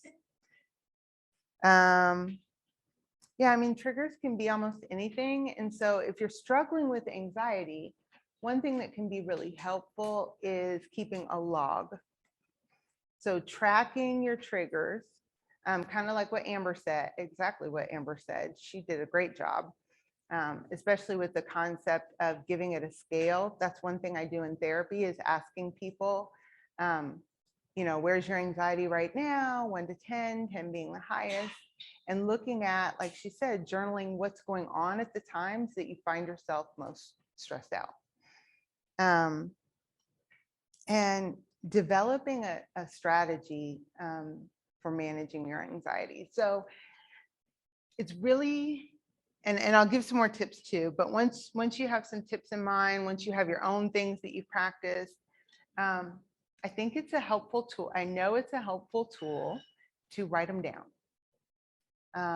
There's something about writing it down or telling someone about it maybe somebody in your household. If you struggle with anxiety, it can be really helpful for someone else to know and help hold you accountable. But here are the top 5 things I will do when I'm, experiencing anxious anxiety, overwhelmed with anxiety, so that you don't have to think about what to do in the moment. Because in the moment when you're anxious, I've talked about several times, your rational thinking goes offline. And so you don't want to have to think about, I'm anxious, what do I do? You want to just know, I'm anxious, I go to this technique. Some of the techniques that are more helpful in the moment when you're either anxious or experiencing a panic attack, that one I'm a little cautious to say, because once you're full on in a panic attack, it is really hard to walk back from that. What I tend to focus on with people is having daily strategies, having the strategic plan of what you're going to do, implementing habits and making them stick, as opposed to what do I do when I'm in a panic attack, which people ask me all the time. Like, I'm having a panic attack right now. What do I do? Well, that's really hard because deep breathing becomes difficult. If you're already in a panic attack, you'll end up hyperventilating and passing out. Like Amber mentioned, cognitive behavioral therapy, which is the primary mode of therapy that I do. Having that rational thinking of, I'm okay in this moment, or this is an irrational thought, this thing that I'm scared of isn't going to hurt me. You can't do that when you're in the middle of a panic attack. The first time I ever had a panic attack, I was on the Great Wall of China. And I was deathly afraid of heights. And I was 16 years old. I'm on the Great Wall of China. I realized, if you've never been there, in the pictures, you can't see it, but I'm telling you, it's steep. It's really, really high up when you're on it, and it's very, very steep. And I think I probably got cajoled into doing it in the first place, because I'll usually say no, but I was young and I think I didn't feel like I could do that. So I'm up there, I have a panic attack. My mom basically had to carry me off the Great Wall of China in the middle of a panic attack. So not putting yourself in a situation like that is highly advisable, but having those daily practices that keep you from getting to that point is helpful, because in that moment, other than having my mom carry me off, there wasn't a lot that I could do to walk it back. But that said, grounding techniques are helpful. My favorite is grounding in time. And it's super simple, because all you're doing is looking at the clock. So you look at the clock for, a minute. And in that moment, you're okay. Because when you're anxious, your body is saying, all your senses are saying, because your body is responding to that fear, right? To that threat. Your body's saying, I'm not okay, I'm not okay, I'm not okay, I'm not okay. And if you can look at the clock and recognize, in this minute, I'm okay. I didn't die in this moment. Nothing bad happened to me in this moment. That can be very helpful. Grounding yourself in your 5 senses can be helpful as well. So the mindful eating practice is a way to ground yourself in what you're tasting. Not necessarily something, again, I would advise in a panic attack. But if you are experiencing generalized anxiety, grounding yourself in something you can see, just putting focus on the water bottle for a few moments and recognizing everything about it, and you're focusing only on the water bottle, not on any external circumstances. It can be anything, something you see, grounding yourself in something you see, grounding yourself in something you hear. So listening to the hum of the air.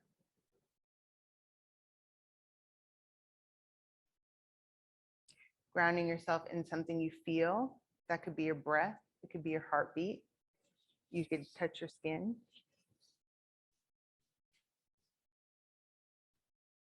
grounding yourself in something you can smell. I love what Ellie said about oils and how we love those smells, wanting to have healthy fragrances, essential oils, and getting the ones that are actually essential oils. So I'll put, lavender on my hand or on my son's hand for us to smell. So grounding yourself in your 5 senses can be helpful when you're too overwhelmed to do the daily practices. But let's talk about the daily practices. What are some things that you do every day to help you manage stress, anxiety, or big emotions? Anything. Routine, yeah. Walking in nature, that's one of my favorites. Music. Yoga, yes, absolutely. One of my favorites as well. Lists, to do. Yeah, that's a really good one. So I'm going to pause there for just a moment, because how many of you have the thoughts about what you're going to do and it's racing? I got to do this,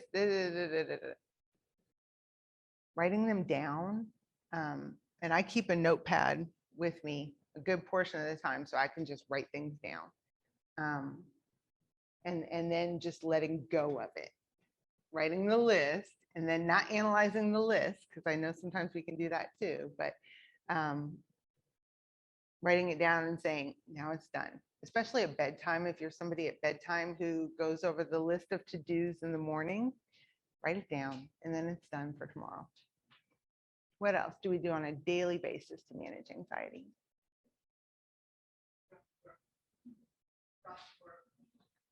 Breath work, yes, yes, yes. Gratitude, that's another good one. Thank you. I reference that in the meditation quite a bit. And there's a meditation I do with my son that is a gratitude for, like, at the end of the day, saying good night and gratitude to your feet, good night and gratitude to your legs for walking, good night and gratitude for your belly for, he loves that one. And writing, things that you're grateful for, because, especially right now, there's just so much going on in the world. It's easy to be overwhelmed by all of it, and it's easy not to really see the good sometimes. And so, yes, making a list of what you're grateful for, and really spending some time in that gratitude, because I know we can adopt these habits and then it just becomes like a checkbox. Okay, I'm grateful for my health and my home and my kids, but being a little bit more intentional in that gratitude. What else? I try to do something fun. Yes, absolutely. I love that one. Brene Brown does a lot of work on shame and vulnerability, and I love her. And she talks about joy and wholeheartedness and playing. And when she talks about it in her research, I had a lot of the same experience, even as a young therapist. What do you mean play? Joy? I don't have time for that. Like, I've got stuff to do. I've got to be here. I've got to do this. I don't have time for sitting around playing. I even had a hard time playing with my older children when they were younger, because, like, I don't have time. And my parents never played with me. I mean, they took good care of me. I love my mom and dad, but I don't ever remember them playing with me. So playing as an adult is big. I take my son to a play group, and I've got a play group mom with me that I love. We love the play group. And I've often thought, like, we need an adult play group because we don't play enough. So yeah, having something every day. And what you do for joy is amazing, because it gives other people joy too. So she's one of the rock stars in the band that Ellie and Amber are in. Yeah. Yeah. And I think one of the things is, like, I love watching them play, because how many of us I believe they're all in their mid-20s. And so how many of us later in life, they're all my age, by the way. I'm not in my mid-20s. But how many of us, like, in adulthood, pick up a brand new thing and do it just for pure enjoyment? We don't often do that. I know I always wanted to be a runner when I was younger, and I never picked it up. And then in my 40s, I did for a little while, and that was amazing. So yeah, finding something that brings you joy and then doing it on a regular basis is another really good one. And I think it's easy to think about these things as optional, or I'll do that when I have time, or kind of frivolous. And it's so not, because it's your health. Like Amber was talking about, we wouldn't look at taking our insulin as something that's optional, right? If you were a diabetic, you would take your insulin. I hope you would take your insulin. If you're an anxious person, and really, even if you're not an anxious person or diagnosed with anxiety, it's not optional to manage your stress. You will manage it one way or the other. And so making the choice to do it on a daily basis and not let it get overwhelming is really important. So it's essential, it's not optional.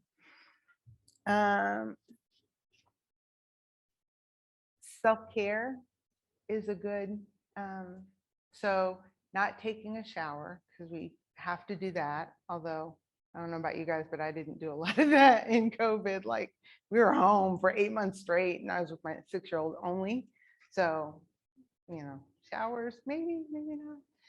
But just like daily hygiene is not what I'm talking about. I'm talking about like a nice long bath, or a nice skincare routine.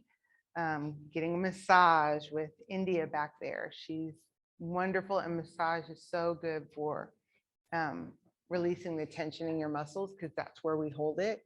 When we do the body scan here shortly, you might pick up on some of that. And I know that I do a lot. Like women, I think we tend to hold it right here, all up in the shoulders, all up in the neck.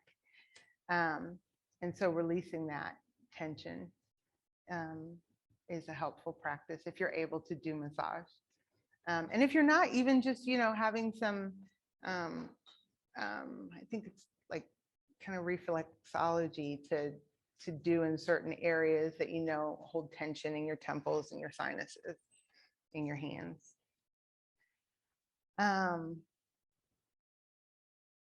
Self-care. What else do we do for self-care?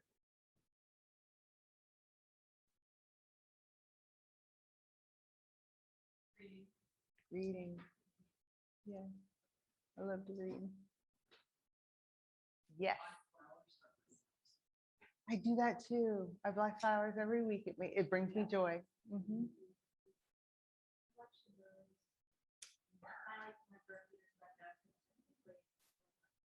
Mm-hmm.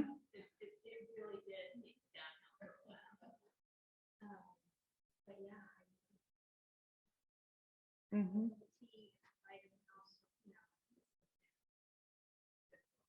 Absolutely. Mm-hmm. And you can feel it, because when we're in that state, we are releasing chemicals that, bring us all the good feels. Vicky?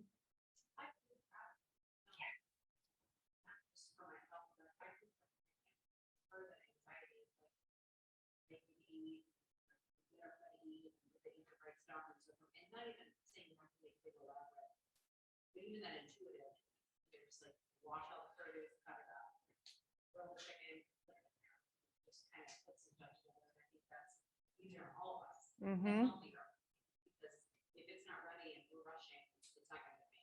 Right. Yep. And that's when we go to the Chick-fil-A line, and we should not be there as much as we have been. Yes. Yeah, I love food prep. I haven't been doing it as much, but cooking, food preparation. I have a couple people who their coping skill is cooking. Yeah, and especially double duty. I love the double duty coping skills or self-care. So yeah, you're doing something you have to do, but it's also enjoyable. If it stresses you out, that's not one for you. Everybody has different ones, but yeah, that's one that resonates with me too. Anybody else?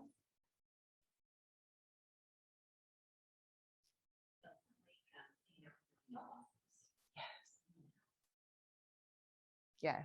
I mean, there's a lot of research that says that pets lengthen your life. I'm gonna die sooner than pet owners because I don't have a pet, but yeah, definitely. What else do we do for self-care?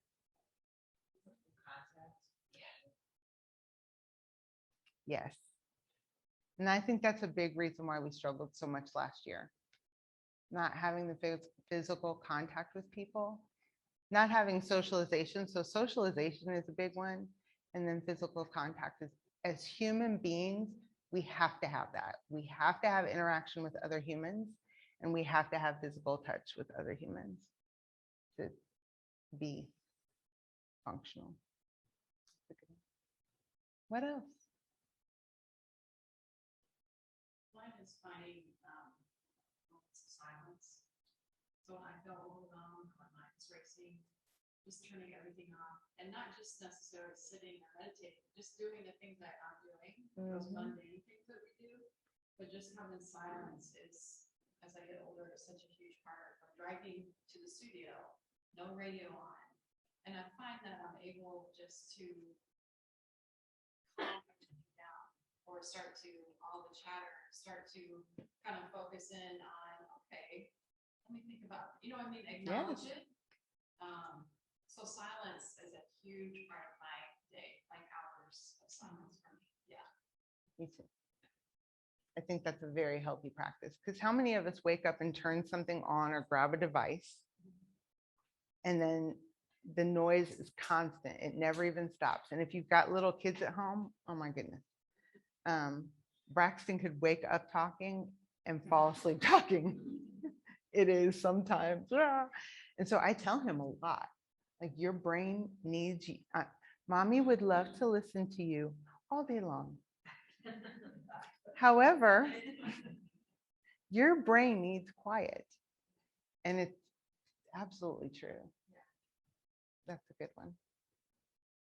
All right. Well, we're going to practice a meditation. I'll give you a few minutes to take a break first. We're going to do the meditation, and then we're going to go right into yoga. And so we're going to go ahead and put, yeah, please. Yes. And so, yeah, we want to put our chairs away, put our things to the side, get your yoga mats out, and I'll give you, quite a few minutes to get that done.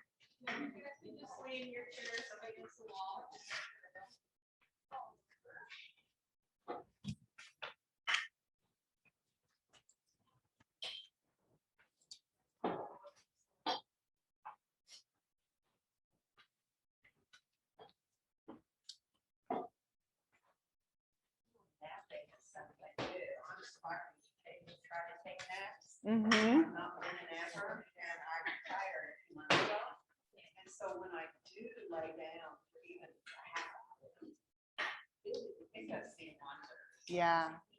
So you'll take naps. I love taking naps, but I found over the last year, it's hard to quiet my mind enough. I mean, I'll be laying down on my phone, but I just can't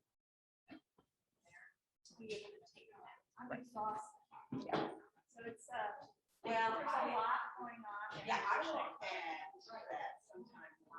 If I know, like I've had insomnia as part of my life, shifts and all that kind of stuff. And I try not to focus on, I'm not relaxing. Oh, my mind's racing. Sometimes if you just lay there, like the body relaxes. I need to do more of it And try Yeah. to make yourself. And the funny thing is, in the past times I've done, just breathing exercises, The counting? The first time I didn't count. I just paid attention to my breath, and it slowed down on its own. Yes. Because like when they count, you're like, oh, I didn't stop at the right, Yes. and I'm thinking about how I'm doing it right or wrong, and then it takes away. Yes. So I probably benefit from doing it a little bit on my own. Maybe that I can quiet myself down.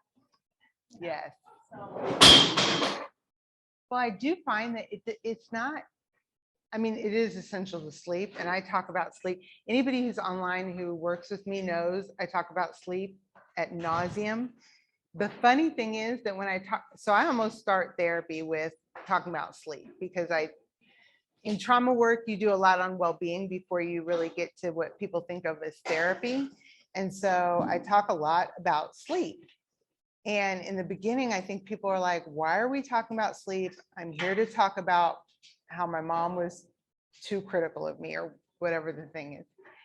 And, but once you get to the place where you're getting better rest and recognizing it, it's like, oh, that's a game changer. Yeah, I'm getting there.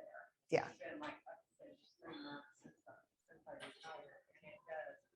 I think the knowing that I still wake up about 10 times a day, but it's a completely different. Yeah. Absolutely, such a quality rest, but I finally gave up, like if I get up at 3 in the morning, I go to dinner with better. And by that now, I'm not sleeping. You know, I can do that when I work. It's like, oh, I get sleep. It's like, well, I was laying in the bed. Yes. For 7 hours. You know, relaxing my body. Hang on to that as long as you can. Oh, well, I got insomnia with, I'm sorry, you were going to say something. I got insomnia with COVID and I had it as a long haul symptom. And I didn't get it. I didn't get that. I didn't get COVID, but we just had. Yes. It's just. Do you have time to do that? It's up to you. 30 minutes. Why don't you do it with this? Why don't you do it with this? Okay, my mat's back there. It's the green one. That is my goddaughter, India. And she's so good. And just her energy and everything. I mean, obviously I'm partial because she's my goddaughter, but she's amazing. So please visit her. I am going to. I decided it's not treated. Yes, yeah. Yes, absolutely. The first, I want to say like maybe the first massage I had, or it might have been a first massage after a period of time, but I cried all the way through. Just because it was so like, I didn't realize how much I needed it. Okay, uh-oh, there they are. We were talking about sleep just briefly as an aside, so I do want to say just before I start this, that we need 8 to 10 hours of sleep a night. How many people get 8 to 10 hours of sleep a night consistently? Raise your hand. Wow. Amen. Yeah, that's super important. If you're not, and you want to start to transition to getting better sleep, what I always tell people is start with small steps. So don't start with, I'm going to sleep 10 hours tonight. Start with, I'm going to have a bedtime. And I have clients whose bedtime is 2 a.m. because it was sometimes 4 a.m. and sometimes 11 p.m. And so let's pick a spot and stay there for a while. Just have a consistent bedtime. Start with having a consistent bedtime and then moving to making it 10 minutes earlier until you get where you want to be. So like 10 minutes earlier, 10 or 15 for 2 weeks, and then 10 or 15 more for 2 weeks. And then just spending some time, you know, improving your sleep as you go. Okay.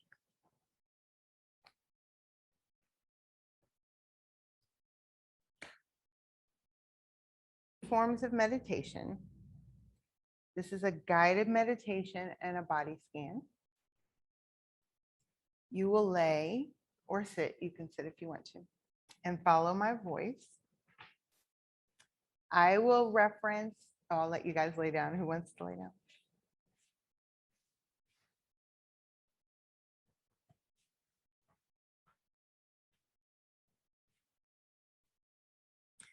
I will reference the Creator God, and if you do not subscribe to this belief, know that your belief system is equally as valuable to me. So don't get distracted by the words, but focus on your body. The objective isn't to tune out, rather to tune into your body, bringing awareness to your thoughts, emotions, and physical sensations. I will speak followed by long pauses, so try to be comfortable in that silence, and please remain silent for your fellow yogis.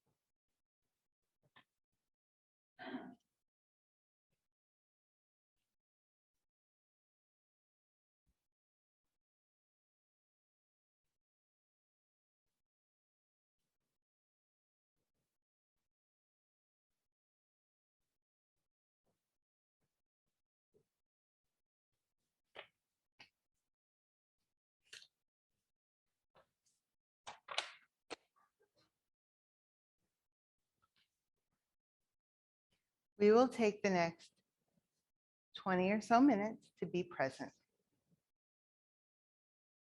For many, this will be the first time in a long time being present in the moment.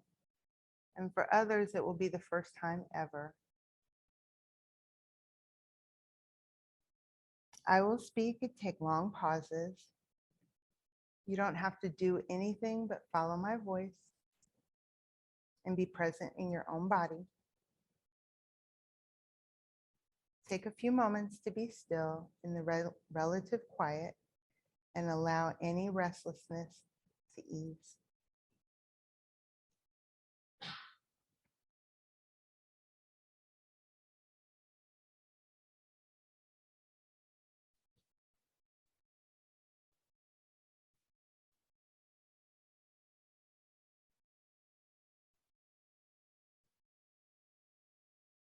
Close your eyes and gently bring your awareness to your breath.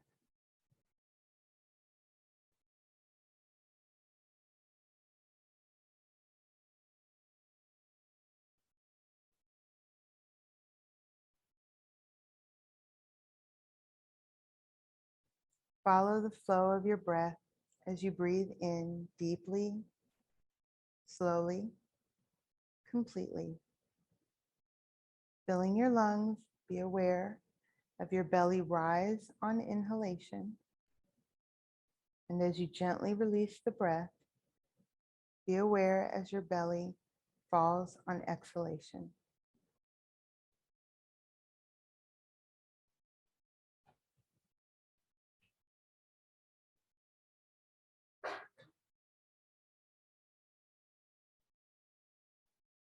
Breathing in and be aware of breathing in and breathing out and be aware of breathing out.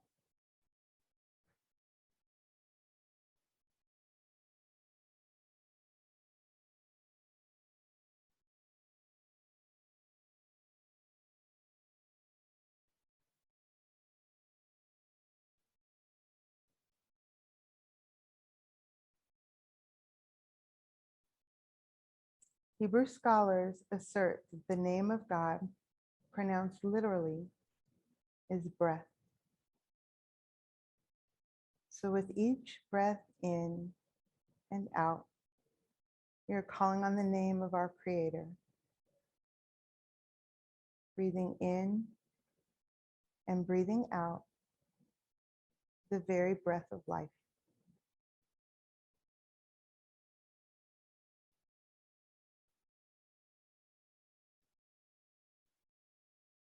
Breathing in and out, recognizing that we are practicing the act of the Creator when He breathed life into the dust from which we all come. Breathing in, breathing out, the breath of life.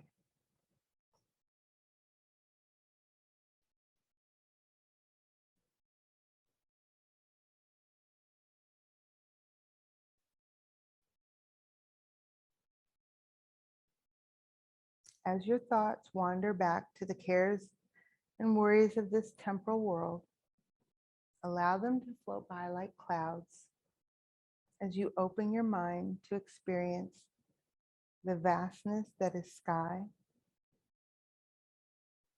that is air, that is breath.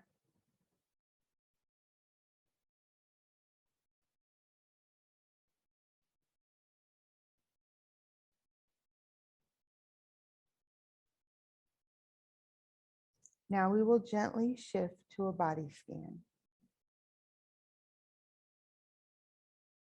Draw your awareness to your left foot.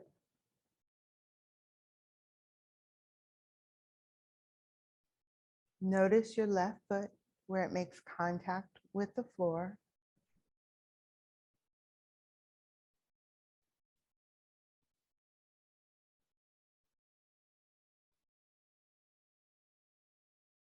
Bring your awareness to the toes on your left foot.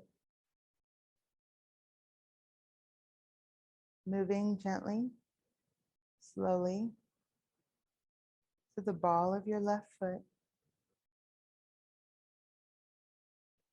the heel,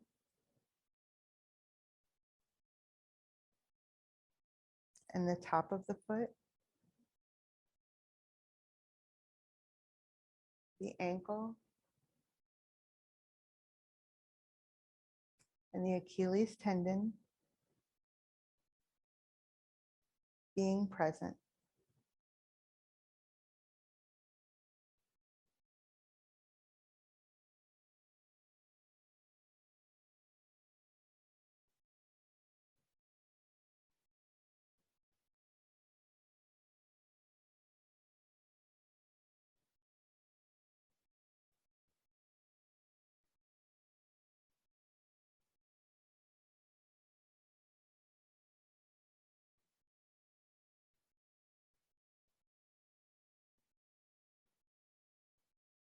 Leaving your left foot with gratitude for all the steps it has taken you on your journey, and moving up your left leg and being aware of your shin and calf.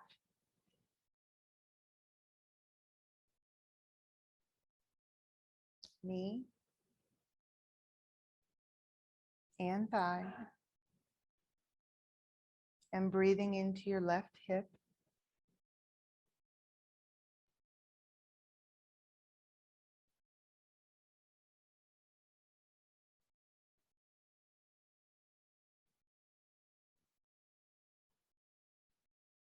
Withdraw your attention from your left hip and move slowly back down your left leg.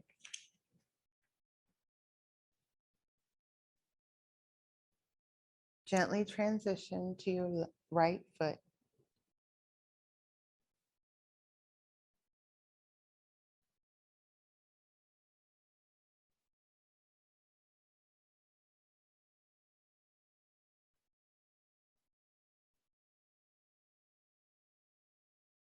Notice your right foot where it makes contact with the floor.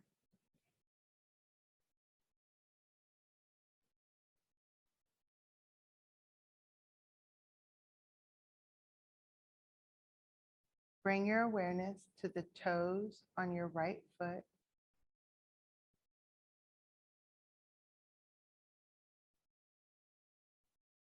Moving gently, slowly to the ball of your right foot.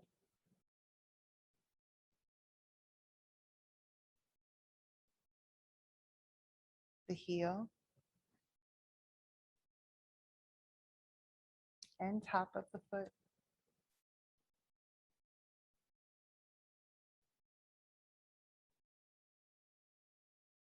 the ankle and Achilles tendon being present.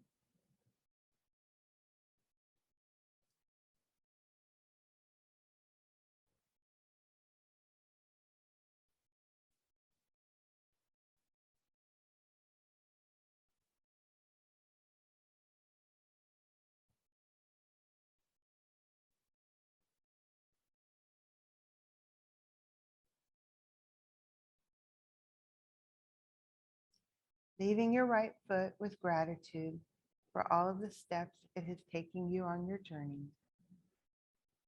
And moving up your right leg, be aware of your shin and calf.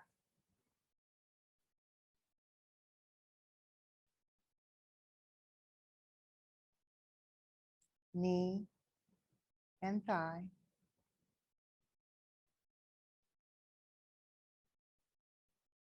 And breathing into your right hip.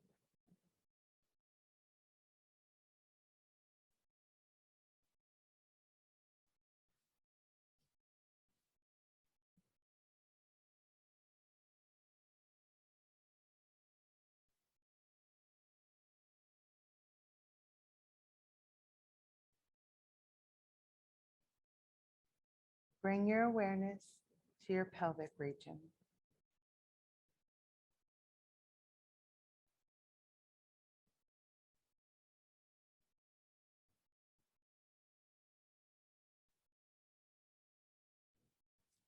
Acknowledge with gratitude the work of the systems of sexuality, reproduction, and elimination.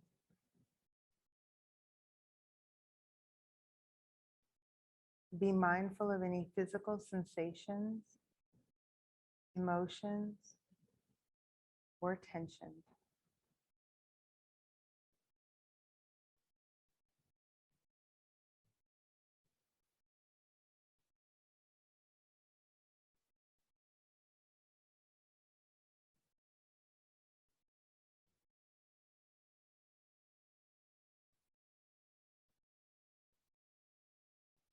Expand your awareness to include your abdomen.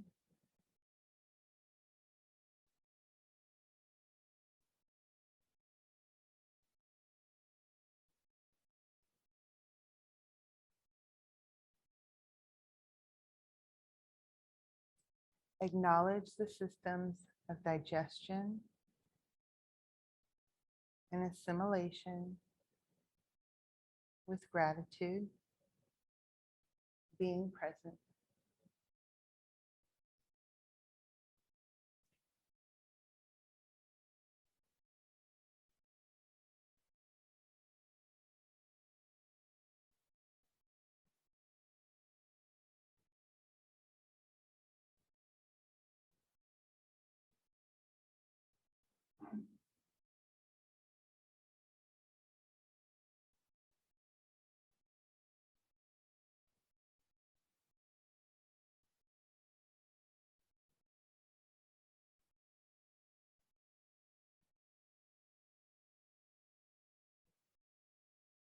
Draw your attention to your tailbone as you slowly breathe into each vertebrae, moving slowly up your back.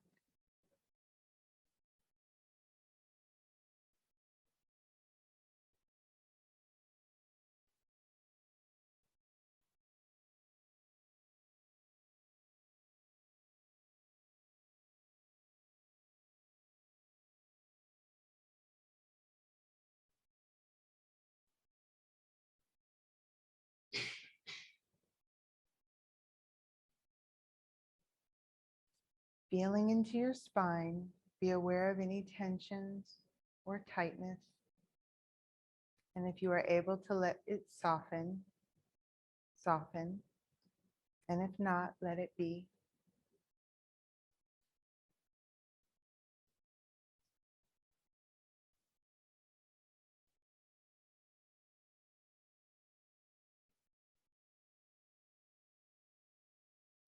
proceed to the diaphragm and into the lungs and heart.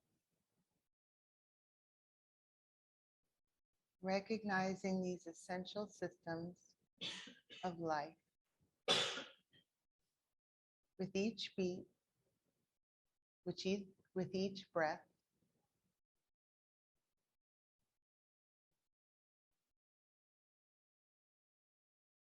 be mindful of your heart and its function of pumping oxygen-rich blood to your body.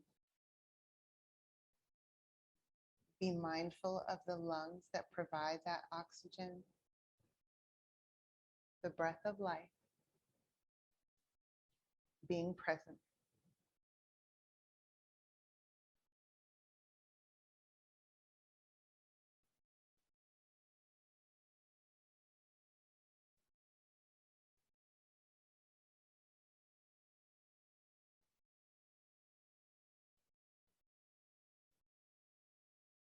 With gratitude for each beat of your heart and the breath in your lungs, withdraw attention from these vital organs into the ribs that protect them,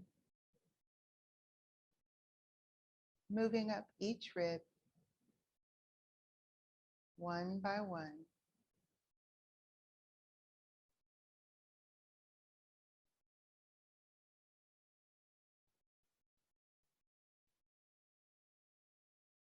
Into the shoulders.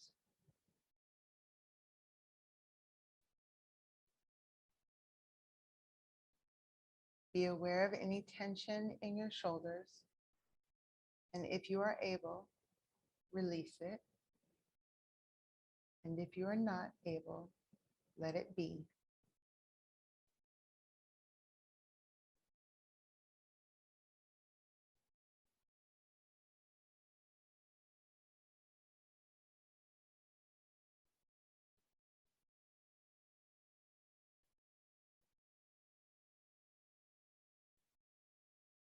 Move from your left shoulder down to your left upper arm,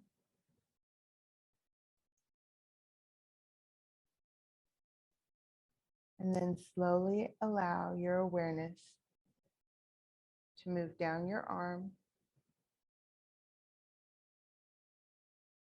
to your left elbow and forearm.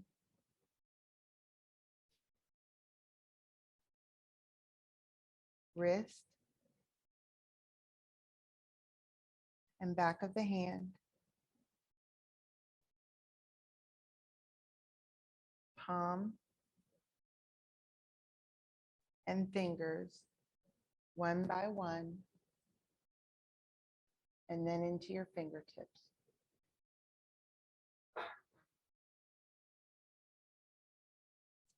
Sensing the warmth and energy of your hand. With gratitude for the many tasks it has completed, the many hands it has held,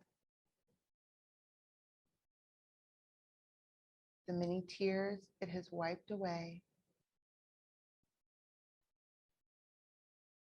and release all that is there with gratitude.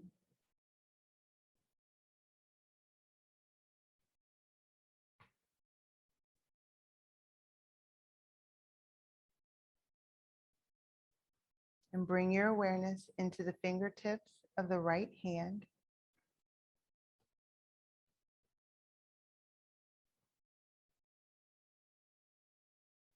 Sensing into each finger one by one.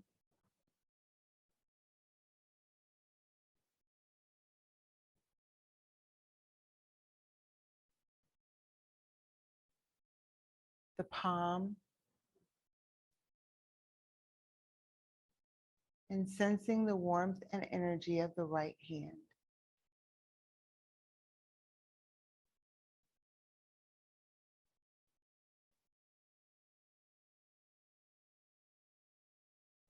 Marvel for a moment at the many tasks it has completed, the many tears it has dried, and hands it has held. Sensing into the back of the right hand, wrist,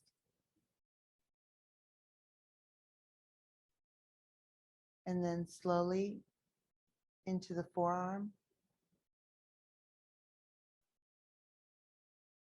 right elbow,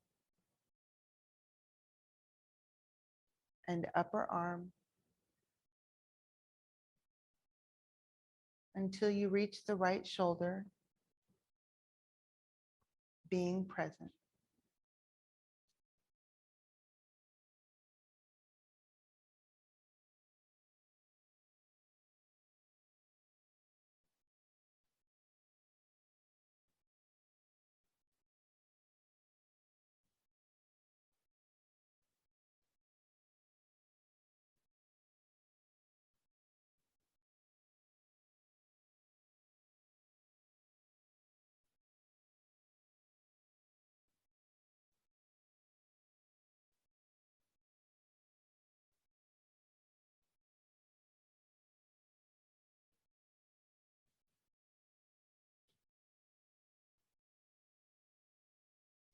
Bringing attention now to both shoulders,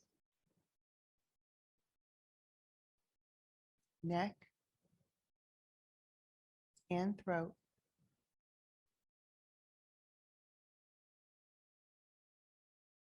Being aware to any sensations, thoughts, or feelings.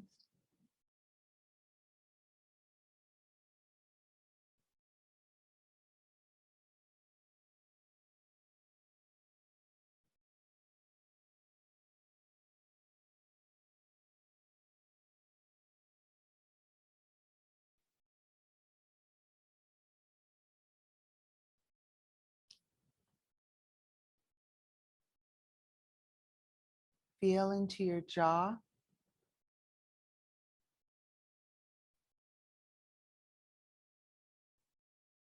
tongue,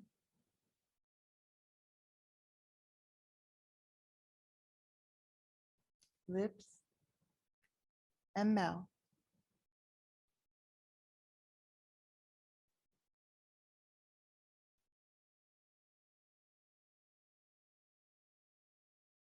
Allowing any tightness to soften.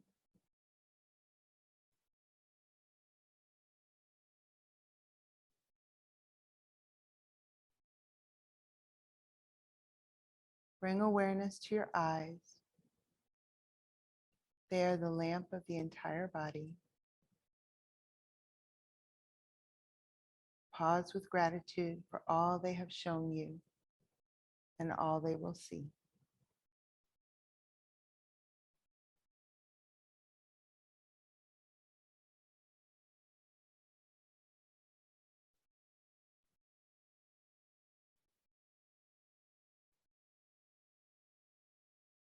Feeling into the sinuses,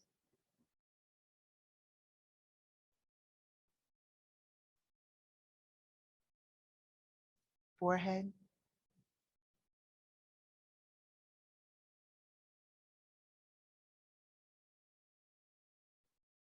temples,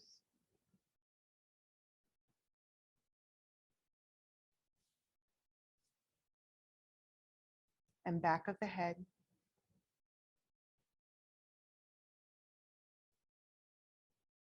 And now sensing into the crown of glory at the top of your head.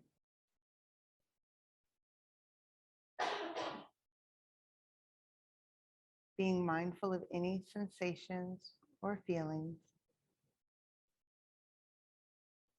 Being present.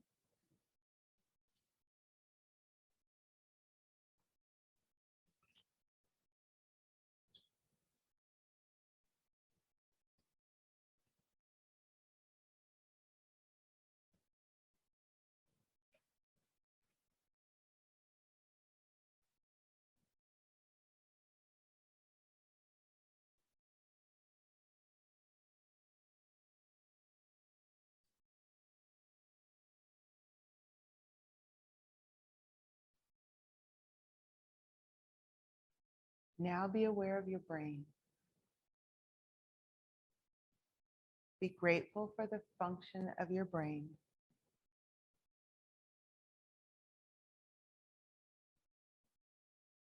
Your brain is the control center for your entire body.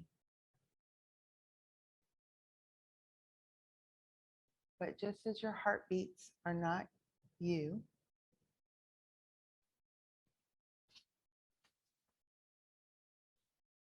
your brain's function is to generate thoughts.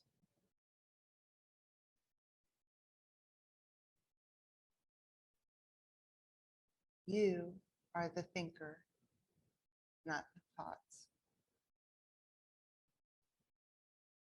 Release those thoughts now and allow your mind to be renewed by stillness.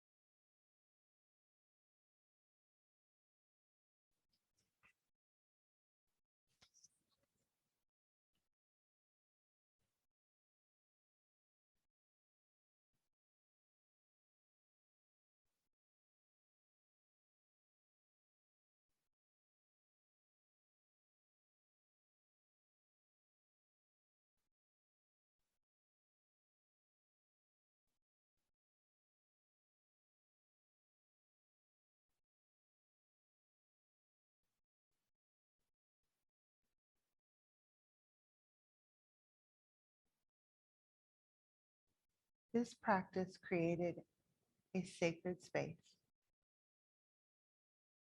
Your beauty emanates from this space.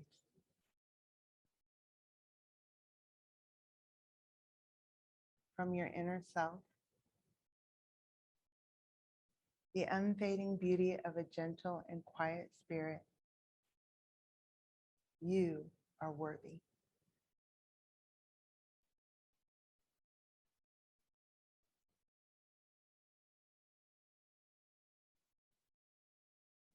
Gently lift your gaze and bring your awareness to the sights and sounds in this world, in this room, in this moment.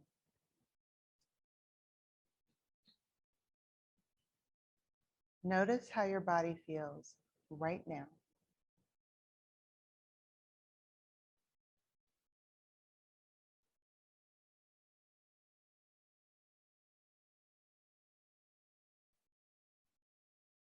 Notice your sensations.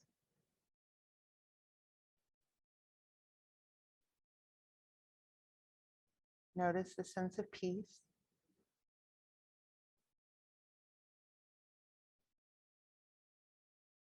This state of relaxation is not a one-off. This sense of peace was not created in this room. This sense of being, of peace and relaxation is you. You are the breath of life. Fearfully and wonderfully, this state, your current state, is your baseline. You are at peace. That peace is now in your possession to take with you through your day and the days and weeks to come. As you feel the distractions and worries creep back in, know that you have created a sacred, quiet, still place inside of yourself to revisit time and time again. May you go in peace.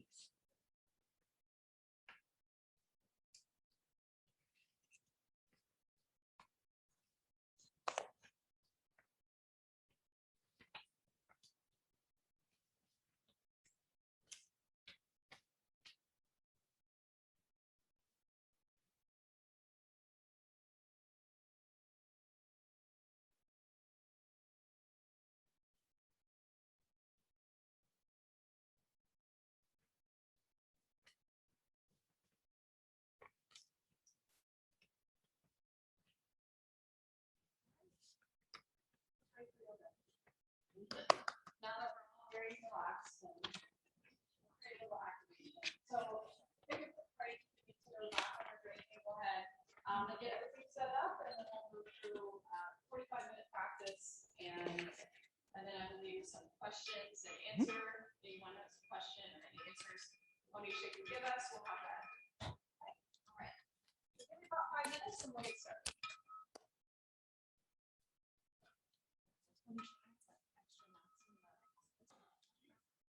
Oh, that one, because Ray is going to keep doing massages. Okay. Yeah, I think she's still got a couple people. Okay.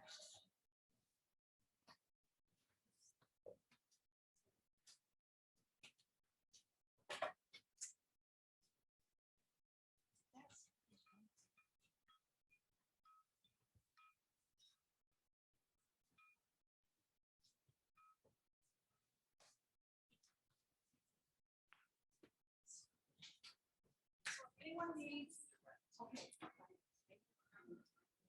If anyone needs a block or strap, we do have blocks and straps back there in the cubby by India, right behind her. So feel free to grab one of those.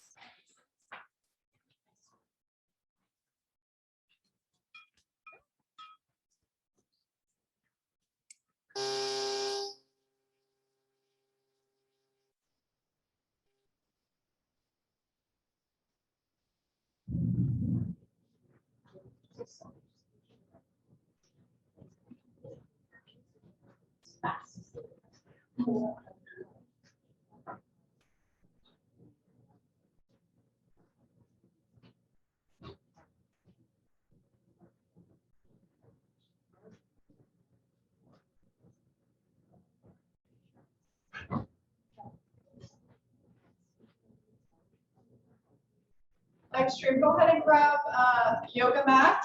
I am taking the microphone off, so I have a different microphone on, but I will talk loud enough that you can hear me. So hang with me here.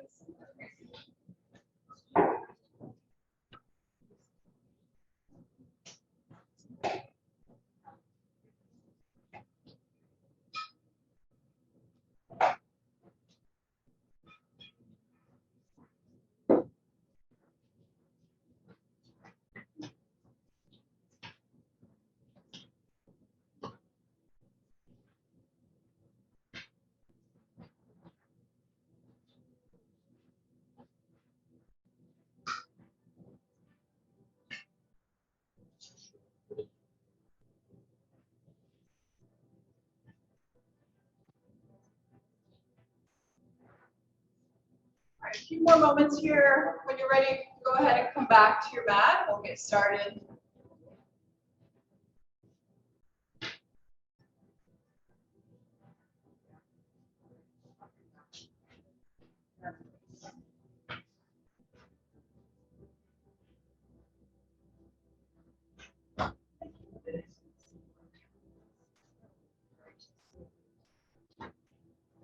Yeah, Alicia, yeah, reach down and happy to host everyone here in the studio. Yeah.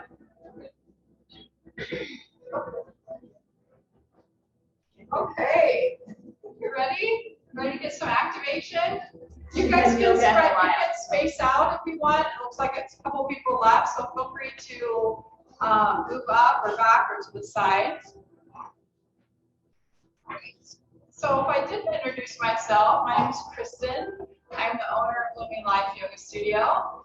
And I just want to thank Monisha for reaching out to me and asking if I would be willing to participate and end up hosting for Monisha and all of her guest speakers. So I'm very, very happy because I definitely feel that we all need to hold space for each other, right? We all need a little help, and we all need to realize that we're not alone, right? With everything that's going on, anxiety, stress, as Monisha said, super high for everyone, you know, all of us.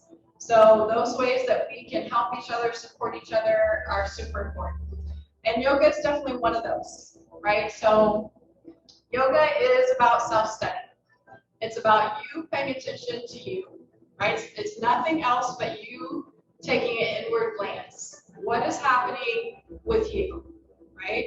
So I really invite you as we practice today to take those moments in each posture and maybe close the eyes and just observe what's coming in. What am I picking up, whether it's in the physical body, mental space, emotional, spiritual, whatever it is. And just know that it's all connected. There's no separate piece. Nothing is separate. We're not separate. You and I are the same. Any disconnection we have is something that we've created, right? So think about that. Think about your internal environment, and in turn, how we take care of ourselves transmits to everyone else. Okay, so let's go ahead and have a comfortable seat. So just find a comfortable seat, top of your mat. Knees down a bit. And we're just going to start in the seated position. And we're going to start to pay attention to the breath. So Manisha talked about breath, meditation, and really breath is the key. Breath is yoga. We just layer on some postures to add it. So I want to share with you what's called a 3-part breath. This is a very basic pranayama practice, the very basis of all of our bigger breath practices that we do. So just gently close the eyes here. Take a nice round of breath in. Let's roll the shoulders up by the ears and then roll them down the back body. A couple rounds. Just roll through the shoulders. Big area of tension and stress for most of us in this area. A couple more rounds, maybe reverse direction. One more. Good. Now just let the shoulder blades release. Soften through the belly. You can let the hands just palms up to the sky. Just let them rest gently on the knees. Close the eyes or shutter the eyes, whatever you're comfortable with. We're going to start to deepen the breath. So next inhale, draw your awareness to the low belly. On the inhale, feel the belly expand. Start to pull the breath up to the rib cage area. Feel some expansion there. And then sip in a little more breath. Feel the heart space start to expand just a bit. And then exhale, guide the breath back down. Heart releases, ribs contract back in, low belly pulls in. Inhale, low belly fills with breath. Pull the breath up past the ribs. Pull the breath up to the heart space, feel that expansion. Exhale, slowly release all the way back down. Keep going here, 3-part yogic breath. Very powerful practice. Keep going. You can layer on some length and depth, maybe a 3 count on the inhale, 3 count on the exhale. And you may notice that you felt a little resistance at the beginning as we start to work the breath. But just notice as you keep going here, you start to feel a nice smooth inhale and a nice smooth exhale. Keep working with the breath. This practice is available to you at all times. Anytime you feel that heightened anxiety, stress coming in, you're in the grocery store, you're with your kids, dealing with whatever, just pause. Deepen the breath. 3 or 4 times, it will help pull you out of fight or flight response into the parasympathetic nervous system. Rest, digest, replenish, heal. Let's do 2 more rounds here. Your breath, your pace.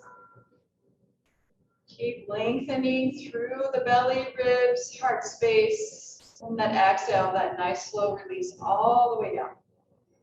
Let's do one more here. Inhale. Hold the breath all the way up. Feel that heart space start to lift, and then exhale, release all the way down. Once you finish that, just release the breath practice and just breathe normally. Natural breath. Just sense how you feel.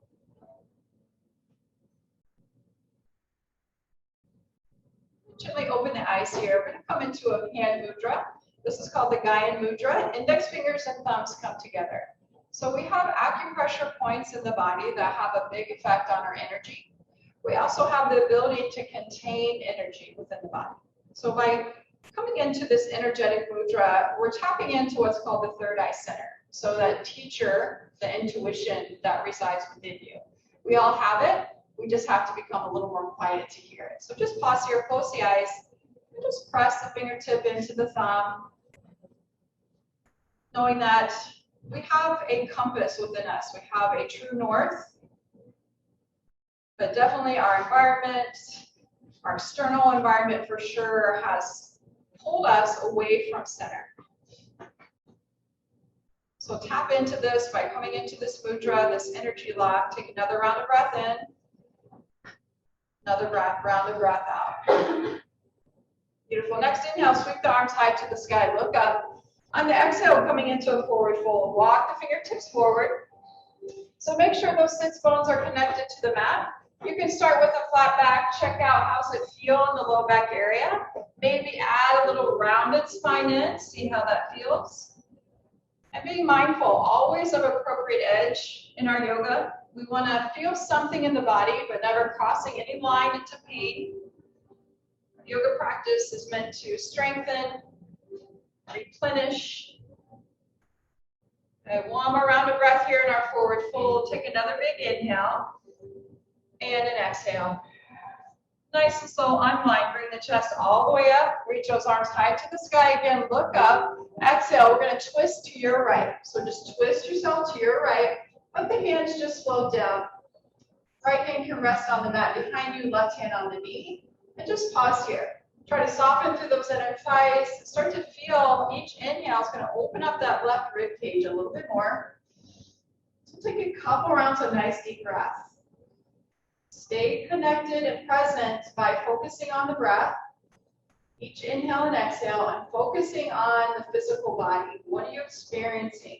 Not what the posture looks like, but what are you feeling? Take another big inhale. Feel the left rib cage open. And a big exhale. Inhale, arms high to the sky. Unwind, look up. Exhale, twist to your left. Same thing. So just organize for a moment, settle in. Maybe close the eyes. Come back to a nice big deep inhale and exhale. So starting to retrain the mind to find that space in between stimulus and response.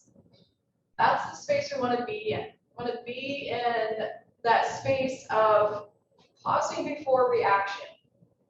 Take another big inhale, right rib cage starting to open, and a big exhale. Good, let's unwind, reach those arms high to the sky, and then exhale, bring the hands to the knees. So we're going to move through some spinal extensions. These are called kriyas. So hands to the knees. On the inhale, we're just going to draw the chest forward, shoulder blades come together. On the exhale, we're going to create a cat back, so curl into the back body. Inhale, draw the chest forward, shoulder blades draw together. Exhale, curl in. Link breath and movement here. Inhale, draw forward. Exhale, curl back. So moving through flexion, extension of the spine. And think about energetically any tension, stress, anxiety that becomes sticky residue in the body. We get this ability to unpack it, to allow it to release through our breath and through the movement of the body. Good, let's do 2 more rounds here. Smooth with the breath. Open up through the front of the body, open up through the back of the body. 1 more. Good, next inhale, bring the spine to neutral. We're going to bring the hands to the shoulders, fingers in front, thumbs in back. On the inhale, twist to your left. Exhale, twist to your right. Inhale left, exhale right. Close your eyes so you don't get dizzy. Inhale left, exhale right. Moving through the rib cage, the thoracic spine. Again, moving energy unwinding, unpacking any stickiness, any residue from negativity, of our internal dialogue, how do we speak to ourselves? Big component in our mental health. How do you speak to yourself? It matters. Good. Keep going here. Just keep twisting. Inhale left, exhale right. Again, close the eyes, soften the inner thighs, and just move. Unwind. Let's do 3 more here. Your pace. 2 and 1. Next inhale. Bring everything back to center. Keep the hands where they are. Inhale, side bend left. Exhale, side bend right. Inhale left, exhale right. Keep moving this tick-tock pattern. Again, this is part of the Kundalini tradition of yoga, all about energy, all about waking up energy, very base of the spine, and moving that energy all the way up to the crown of the head. So honoring within ourselves the masculine and feminine, the light and the dark. We all have it. You can't have one without the other. But keep going. 3 more. Your pace. Maybe noticing some heat start to build through the spine. Let's do 1 more. Good. Inhale, bring the spine back to neutral. Just rest the hands down. Close the eyes. Check in. How do you feel? Take a big round of breath in. Use it as a reset. Big round of breath out. Beautiful. All right. From here, we're going to come to tabletop. So we're going to find a hands and knees position. So we're going to move through cat-cow here, a little bit bigger movement of the spine. And if you don't have time to do anything else, do cat-cow. All right, so tuck the toes under for me. Press the finger pads into the mat. Pull the belly in. Keep your gaze straight down to the mat. Take a nice round of breath in. Pull the belly in just a bit. Feel a little engagement.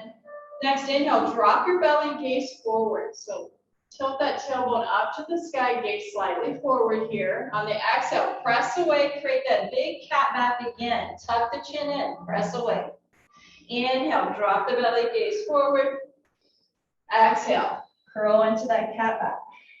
Keep moving here. I'm going to adjust the temperature real quick. Keep moving through your cat-cow. Again, this right here is one of the best postures you could do every day. When you get out of bed in the morning, before you go to bed at night, if you feel some high stress and anxiety, cat-cow. Now let's do a couple more rounds. You can always sway the hips. Do what feels good here. And 1 more round. Good, come back to your neutral spine. Pause here for a moment. Keep the toes tucked, press back through the heels. So just press the hips back until you feel a nice stretch to the bottom of the feet. Lots of energy there. And then bring the spine back to neutral. Beautiful. Next inhale, we're going to keep the toes tucked. We're going to lift those hips high to the sky, finding our first downward facing dog. So we're creating a V shape in the body.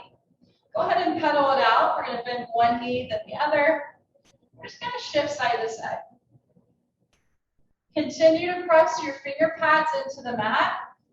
Create that L shape. Index fingers and thumbs pressing down. Try to spread the weight out. Good. Maybe sway the hips side to side. Couple more rounds here. Big posture. Then find some stillness here in your down dog. Shake the head yes. Shake the head no. And shake the head yes again. Next inhale, nice and slow. We're going to bend the knees. Gaze forward. We're going to step to the top of our mat. So just work your way forward. We're going to come into our first big forward fold. So put a nice bend at the knees. Belly's connected to the thighs. Just allow the upper body to release. So maybe reach for opposite elbows. You can give a sway side to side. You're going to feel a nice big pull tuck through that back body. At the same time, let the neck just kind of release. So if you are one of the ones that carry your tension and stress in the neck, just imagine this lengthening through that cervical spine. But let the shoulders be heavy. More little sways here. Good. Next inhale, nice and slow. Just let the arms hang down and release. And then we're going to ragdoll all the way up. One vertebrae at a time, super slow. Let the head be the last thing to come up. Once you're up, let's find some big shoulder rolls here. So always be mindful. There's lots of forward folds, back bends in yoga. Be mindful. How do you feel? Good. All right, we're going to come to Tadasana, mountain pose. So palms face forward. Gaze is slightly forward. Pull the belly in. And just pause here for a moment. So grounding down through your feet. Wiggle the toes. Maybe rock front to back. Establishing that foundation, a sense of being grounded, regardless of whatever it is floating around us. Take a nice round of breath in. Nice round of breath out. On the inhale, sweep your arms high to the sky. Gaze to your thumbs. Exhale, put a nice bend in the knees. Find a forward fold. Belly to thighs, fold in. Inhale, lengthen the spine. Hands slide to the shins. Create the shape of a number 7. Exhale, fold in. Root down, rise up. Press to the feet. Sweep those arms all the way high to the sky. Pause here. Reach long. Reach long. Feel like someone's grabbing those fingertips. Exhale, hands float heart center. So tap into the heart space. This is where our true nature resides, right in the heart, not the mental space, right in the heart space. So anchor to it. Inhale, arms high, look up. Exhale, hinge forward from the hips. Put that nice bend in the knees. Find a forward fold. Inhale, lengthen, hands to the shins. Pull the belly in. Exhale, fold in. Sweep those arms high to the sky on that inhale. Look up, reach up, expand. Exhale, anchor, heart center. 2 more rounds. Inhale, reach the arms high. Exhale, hinge forward from the hips. Find a forward fold. Inhale, lengthen, hands to the shins. Exhale, fold in. Sweep the arms up. Look up, reach up, re-lengthen that whole body. Exhale, hands float heart center. 1 more round. Inhale, reach up, look up. Exhale, hinge forward. Find a forward fold. Inhale, ripple that spine long, hands to the shins. Exhale, fold it. Sweep those arms high to the sky. Pause here. Reach up. Pause here. Reach even longer. Lift the toes. Press into the heels. Pull the belly in. Exhale, hands heart center. Good. Take another round of breath here. Big exhale out. Adding on. Inhale. Sweep your arms high to the sky. We're going to interlace those hands. Index fingers to the ceiling. Thumbs to the back. Take another inhale, lengthen. Exhale, side bend to your right. Good, so really press into that left side body. Gently turn the gaze, look up under that left arm. And feel that left side body start to open. Inhale, come back to center. Exhale, side bend to your left. Gently turn the gaze, look up under the right arm. Good, feel that nice full tuck, right side. Beautiful. Inhale, arms back through center. On the exhale, bring the hands to the low back, like you're sliding your hands in your pocket. And then draw those shoulder blades together. Standing back bend, a little bend in the knees. Just make some space through the heart. Take an inhale, contract the gaze to the ceiling and wall. Take another inhale, exhale, hands slide down your thighs, forward fold. Inhale, lengthen the spine. On the exhale, we're going to plant our hands on the mat. We're going to step back to downward facing dog. Find that V shape again, pedal it out. Keep moving the body, keep checking in, paying attention to the breath, nice and steady. Beautiful, next inhale, find some stillness, shake your head again, shake the head no, shake the head yes. Next inhale, right leg's going to sweep up to the sky. We're going to bend the right knee. We're going to open the hip. So just let that knee reach up to the sky. Feel that big stretch inner thigh. And then we're just going to make some big hip circles. So I just want to rotate around that right hip joint. Just make some circles with the knee. Big or small, whatever feels good. So our joints like to carry stagnant energy. Energy likes to get stuck there. So I'm going to move it around. Get 1 more big circle.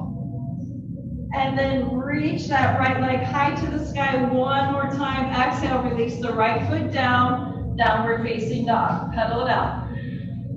Keep moving through the body. Keep checking in. All right, find some stillness in your down dog. Left leg high to the sky. Let's bend that knee, open the hip. Maybe pause a moment, feel that big stretch, and then find those hip circles here. Rotate around. I'm gonna make space for all the energy to move in the body. Good, couple more big circles. And then straighten out that left leg, reach a high to the sky, exhale, release the left leg down. Beautiful, next inhale, we're gonna lift those heels high off the mat. We're going to step to the top of the mat. So again, keep the heels high. We're just gonna tiptoe to the top of the mat. Good, getting that core to fire here. Release the heels down, forward fold. Inhale, lengthen, hands to the shins. Exhale, fold in. Sweep the arms high to the sky. Re-lengthen, look up. Exhale, hands heart center. All right, one more round. Inhale, arms high to the sky. Find your mudra, index fingers to the ceiling, thumbs to the back. Take an inhale, lengthen. Exhale, side bend to your right. Tip that gaze, look up under that left arm. Inhale, back to center. Exhale, side bend to your left. Turn the gaze, look up under.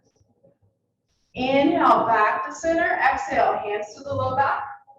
Take a nice inhale, put a little bit in the knees, draw those shoulder blades together, so energetically open up. Release any stagnant energy around the heart. Take an inhale. On the exhale, hands slide down the thighs, forward fold. Inhale, ripple the spine long. Exhale, hands to the mat, step back, find your downward facing dog. Pedal it out. Just add some movement, maybe sway the hips. All right, this time right leg high to the sky, bend the knee, open the hip. Let's do 2 big hip circles here. So just rotate around one direction and the other. Good, next inhale, we're gonna straighten out through the right leg, flex your foot. On the exhale, we're gonna step that right foot through between your hands. Good, so if the foot gets stuck back here, take your right hand, help it forward, bring that left shin down. Good, so we're in a low lunge, beautiful. Okay, fingers, hands are framing that right foot. We're just gonna drop that left hip forward. I want you to keep your belly connected to your thigh. We're gonna open up this left hip flexor here. So hips are a big area of held tension and stress. So anything that's happened to us, if we haven't processed and released it, it gets stuck. It's like a diary. It records everything. So if you have low back pain, tight hips, it's always good to dig a little bit deeper. Take an inhale here. On the exhale, keeping belly connected to thigh, just straighten through that right leg. So if you need to keep a nice bend in the knee, keep the bend. You can walk those hands out, kind of like a tripod for a little more balance. But just press that right heel into the mat. Spread the toes, feel the back of that right thigh open. One more big breath here. Beautiful. Next inhale, rebend the right knee, come back to that low lunge. All right, we're going to tuck those left toes. We're going to lift that left leg, finding a low runner's lunge. Keep the left fingertips tented on the mat. Keep those fingertips down. Right arm's going to reach high to the sky. We're going to turn our belly toward that inner right thigh. Modification, left shin can come back down. Just twist here. Twist to that spine, twist to the belly. Take another big round of breath. On the exhale, top hand comes down. You're going to step back, downward facing dog. So take your time, step back. Find your down dog, pedal it out, check it out. How do you feel? All right, left leg high to the sky. Couple hip circles here, maybe a little bit bigger than before. Roll around. All right, let's straighten out through that left leg. Flex the foot, take a big inhale. Step the left foot through between your hands. Again, if you get stuck, go ahead and bring that right shin down. Just help that left foot come forward, and then bring the right shin down again. Hands are framing that left foot, belly to thigh, gaze forward. Drop that right foot just a bit. I feel that nice pull tug through the front part of that thigh, those big quad muscles. Good, take a nice round of breath in. On the exhale, keep the belly connected to the thigh, straighten through. So again, if you have a big bend in the knee, that's okay. Keep the belly connected, find your balance, maybe fingertips walk back. Now energetically press into that left heel, spread those toes. Feel that nice pull back of that left thigh. Breathe here. Keep the breath nice and steady. Use it as a reset. Each inhale and exhale allows you to reset. Take another breath in. Let's rebend that left knee. Come back to your little lunge. Pause. Tuck those right toes under. Lift the right leg. Find a low runner's lunge. Tend the right fingertips. Keep them on the mat. Left arm high to the sky. Rotate your belly to the inner left thigh. Think about pressing. Right fingertips. Press away. Twisting through that belly, through the torso. Super good for detoxing the body. Take another inhale. Exhale. Top hand comes down. Find your downward facing dog. Take a moment. Take another big round of breath here. And a big exhale out.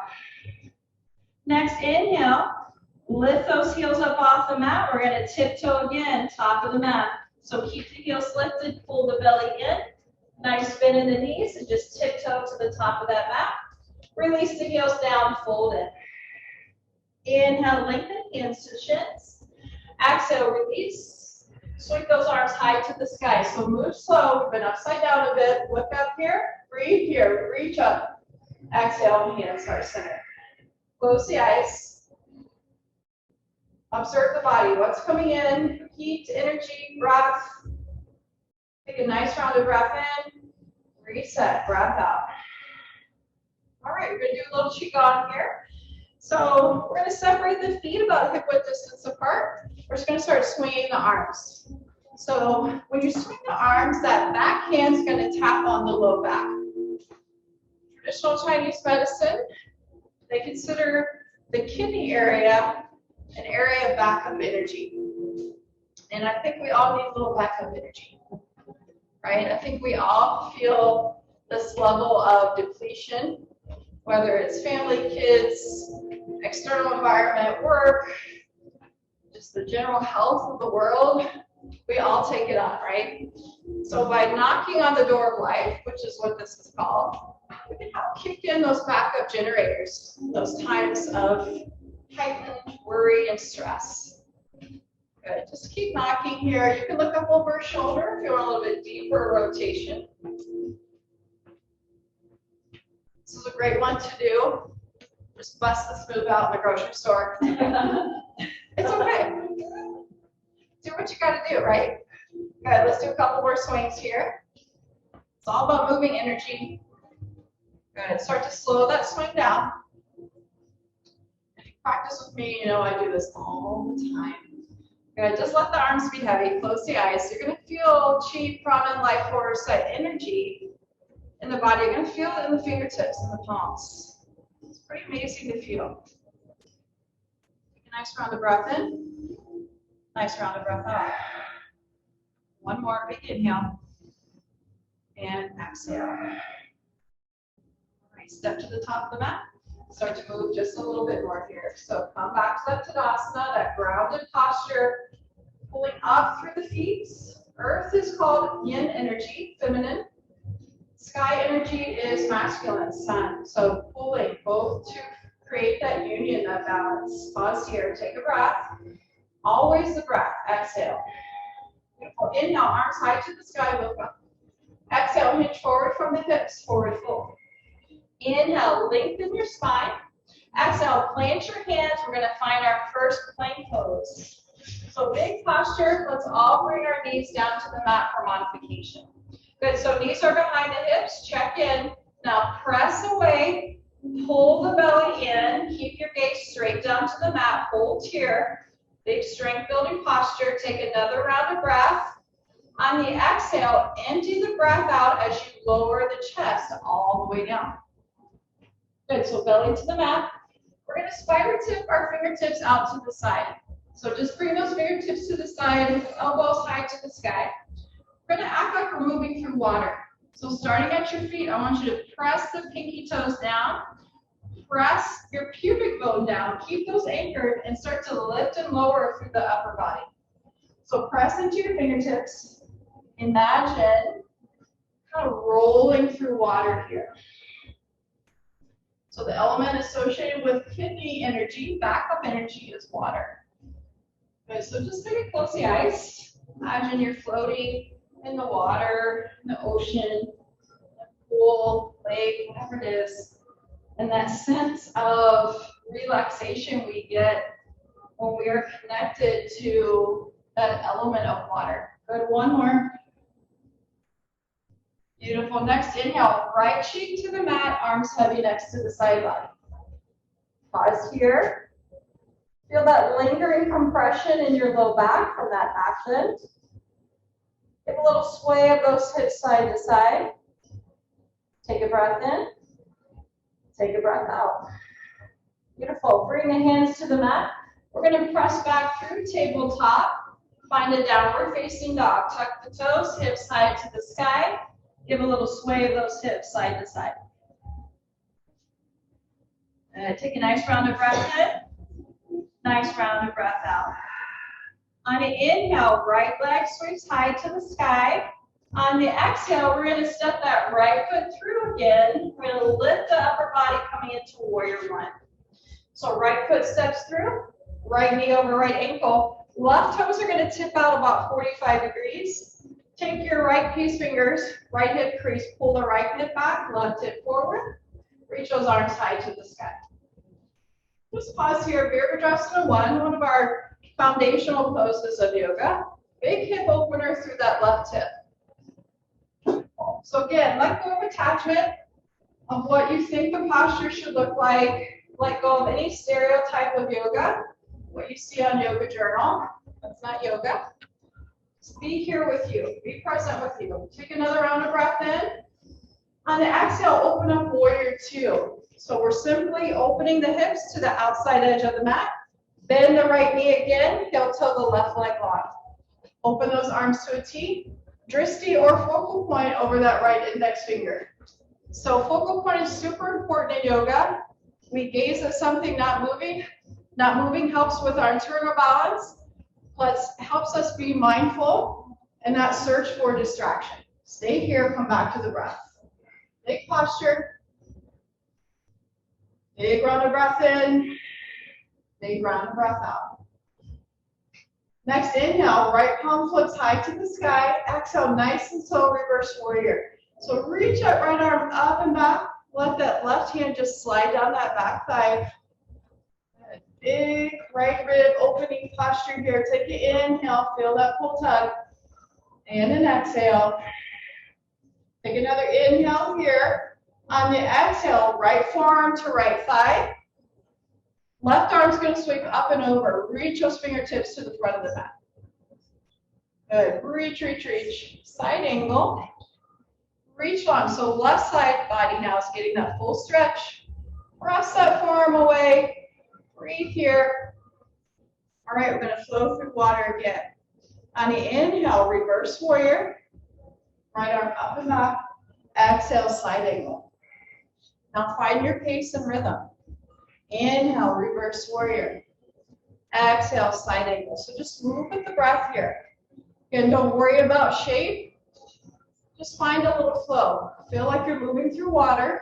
It's a really nice example of steadying our foundation regardless of what is happening in the external environment.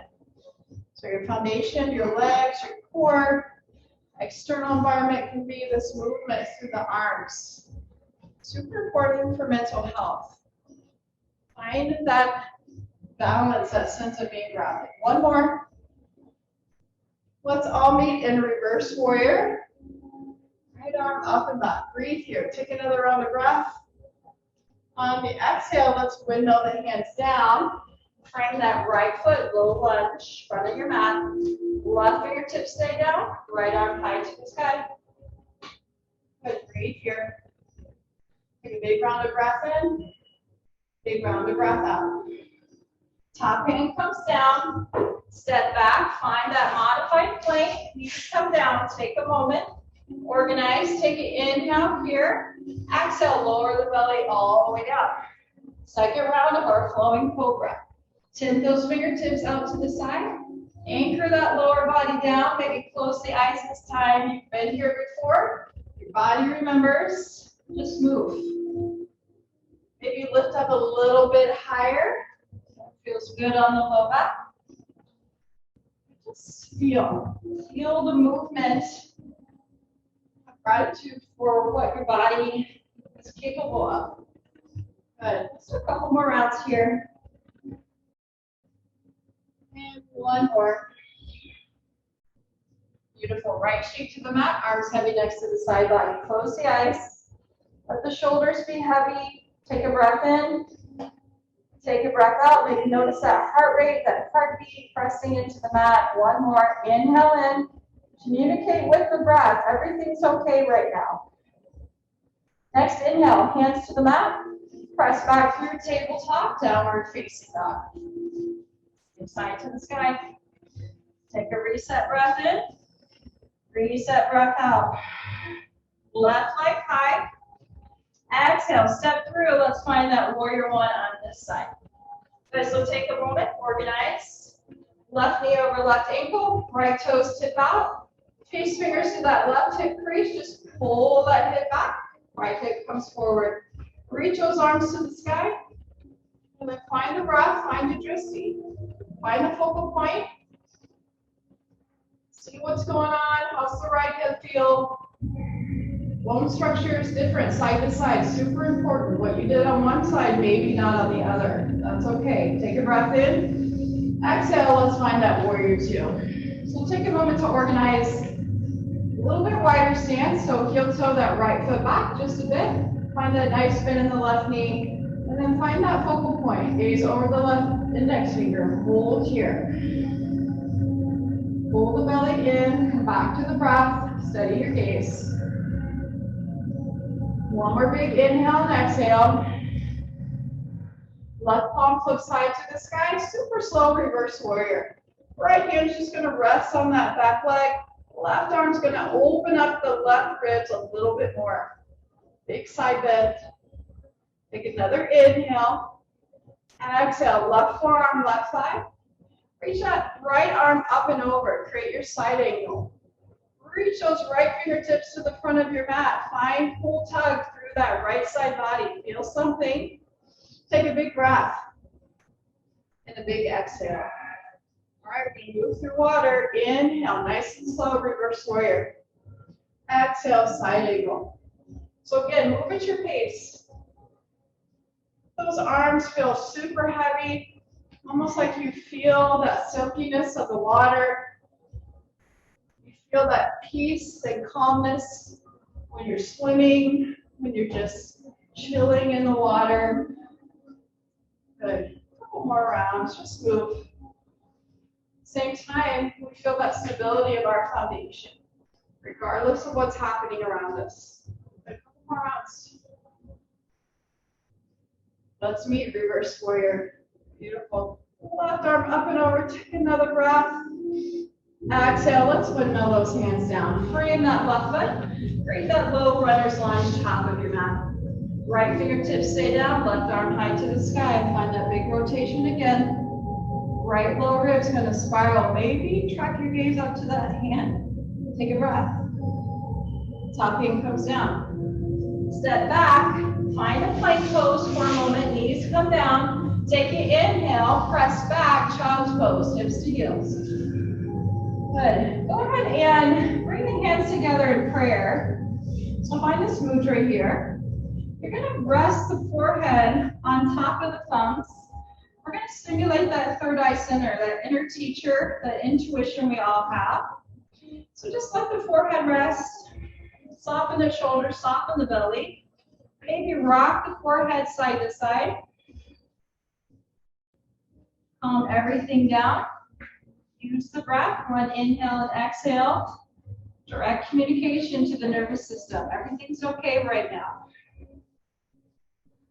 Just keep rocking that head side to side, couple more rounds.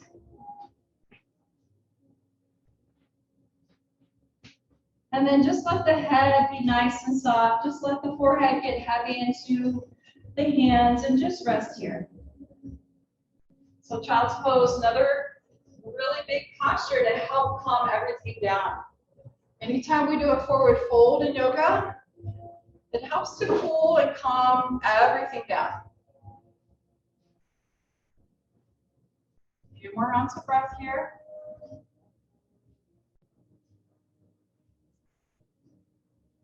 One more big inhale and an exhale. Beautiful, nice and slow. Start to walk those hands forward. Lift the hips up, find that tabletop shape. Tuck the toes under. Lift the hips high to the sky, downward facing dog. Shake the head yes. Shake the head no. Always end on a yes. Shake the head yes. Lift those heels high. Let's tiptoe to the top of the mat. A nice little bend in the knees. Walk the feet forward. Melt into your forward fold. If you'd like to bend and straighten the knees a couple times, check out maybe we have a little more release through the big joints, maybe back of the legs feel a little more open. And then just allow yourself to melt it. Couple rounds of breath here. One more. Nice and slow. Let's ragdoll all the way up. All the way up. Find that Tadasana Mount pose. Back to that sense of being grounded. Hold here. Palms face forward. Take a nice round of breath in.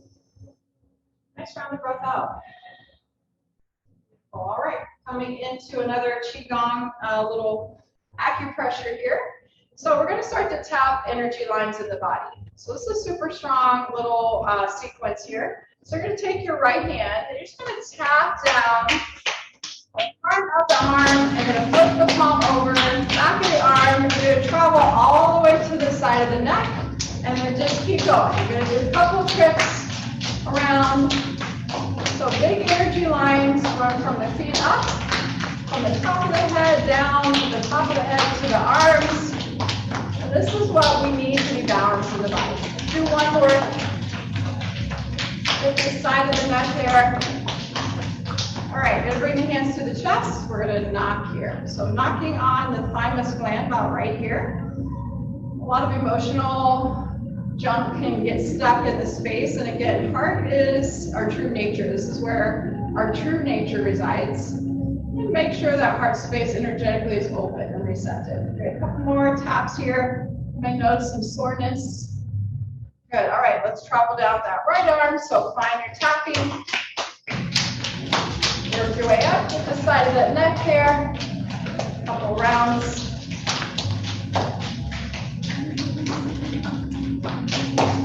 And 2 more rounds here. And 1 more. Come back to knocking on the chest. So start to expand that a bit, kind of out by the collarbones, travel down that sternum just a bit. Open up all those energy lines. Good. All right, from here, we're going to bring the hands to the low belly area here. So right just above the hip creases, and we're going to knock here. This is called the lower dantian in yoga. So this is a powerhouse of physical energy, right? So part of being able to function, to process, we need to physically be strong. So we're just going to knock on these energy gates here. All right, we're going to do that tapping inside edges of the thighs. Work your way around outside edges, all the way up, come to your low back with a tap up and down. Kidney area, tap up and down. Come back to those energy gates, give a couple taps. Work your way down, all the way around. Give some taps on that low back. Tap it out. Let's do 1 more round. Knock on those energy gates here. Tap down. All the way around. Find that low back. And then we're going to rest. Left hand over right, resting on the low belly, close the eyes. So we have energy powerhouses in the body. The brain is one, called Shin. It's active energy, fast energy, mental chatter, thoughts. We have heart space, which is emotional energy. And then we have the big lower belly energy gate, which is that physical energy. We need all of them to work together. Take a round of breath in, round of breath out. 1 more big inhale and exhale. Step to the top of your mat. I'm going to start to bring it down here. So we're going to come into yogi squat. Toes out, heels in. I'm going to sink those hips long. Or sink the hips down. If you have a block, you can certainly set your bottom on the block. If your yogi squat is here, fantastic.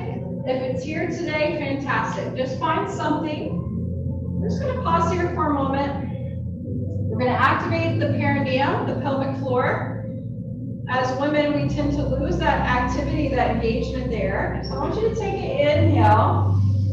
Exhale, draw the belly in and feel that cinch up, that pull up of that pelvic floor hammock of muscles. One more, inhale. Exhale, pull up and in. Pull up and in, hold that without holding your breath. Pull the belly in. Take a nice round of breath in. Nice round of breath out.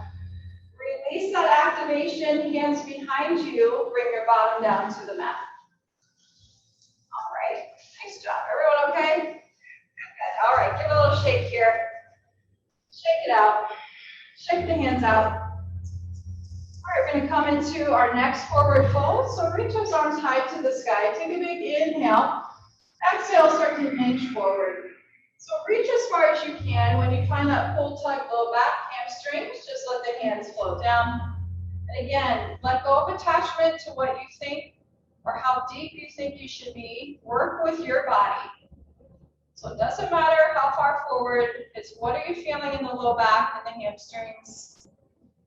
If your hamstrings are super tight, you can always put a little bit in the knees so you get more of that focus in the low back. Just hold here, close the eyes, come back to the breath. Starting to calm everything down. Soften through the jaw, relax the face. So our yoga practice, again, that self-study really helps us pay attention to everything that's going on.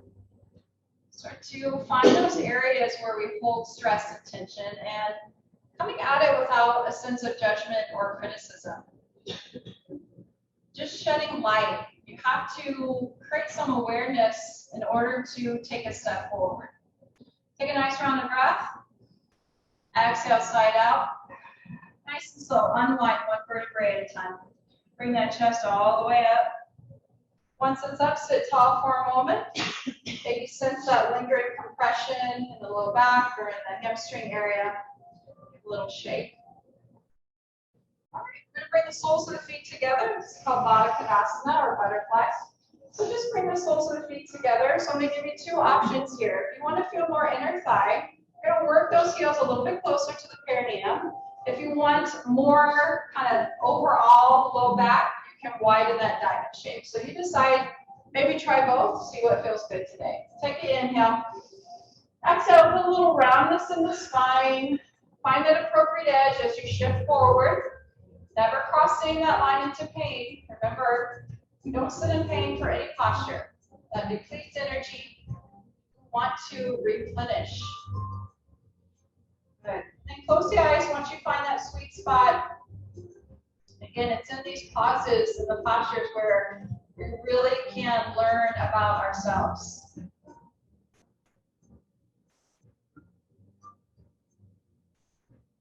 And noticing maybe that internal dialogue that we have.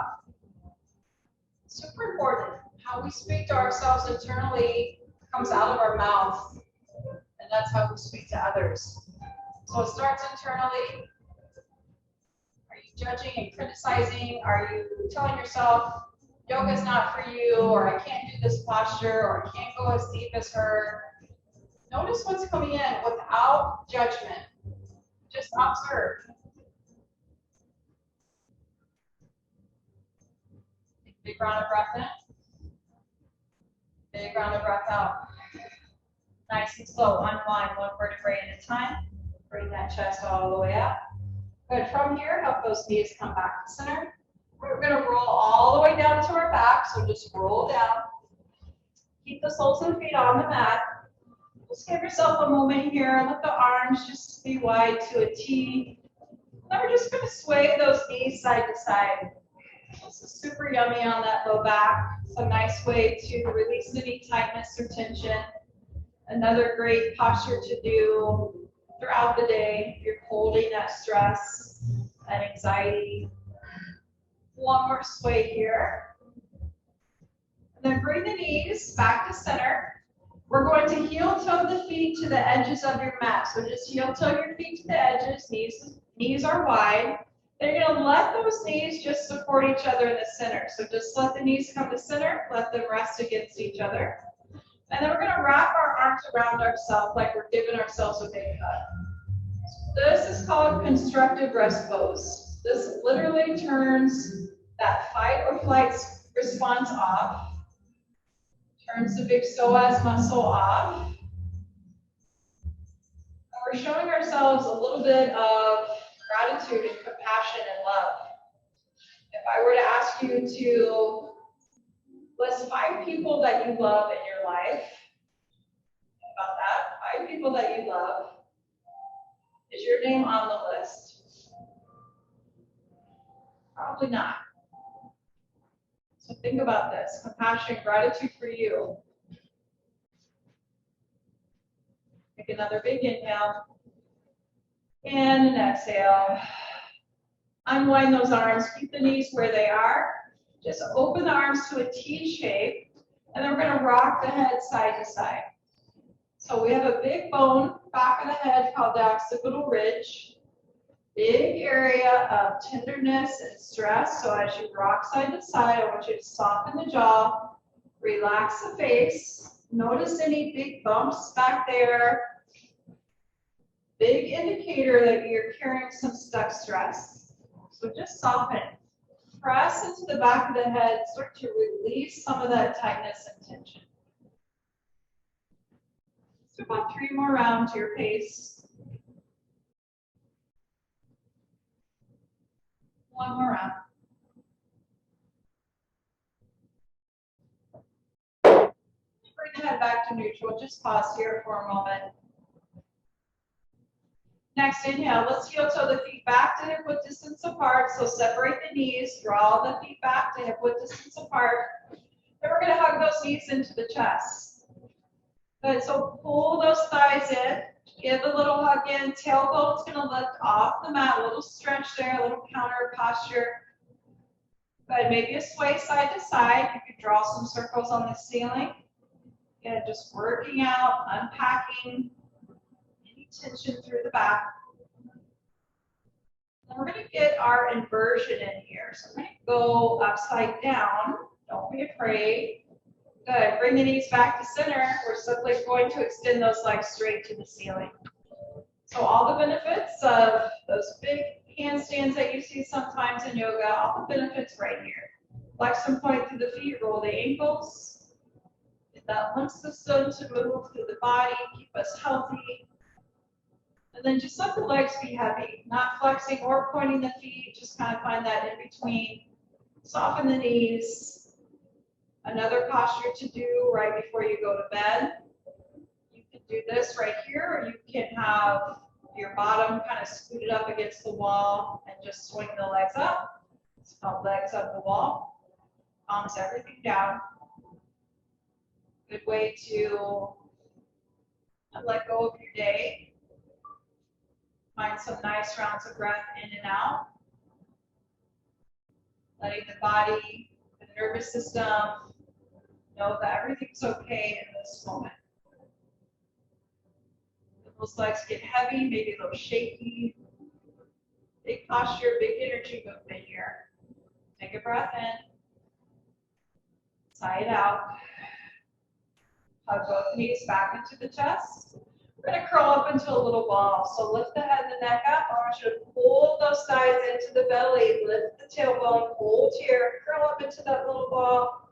Big stretch here. Take an inhale. Exhale. Release the head and the neck down. Start to slide the legs long. Prepare for just a few moments of Shavasana, that final posture. So take a moment to organize. I want to feel a neutral position through the back. So maybe lift the hips up just a bit, tuck the pelvis under just slightly. Maybe lift those shoulder blades off the mat, roll them under just a bit. So find that long line, that neutral position through the back body.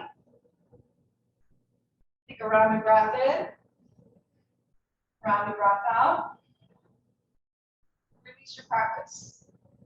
No more effort. No more doing. Allowing all the benefits of our movement, that moving meditation, that breath, the energy tapping Your body knows exactly where you need this. So just soften. Release.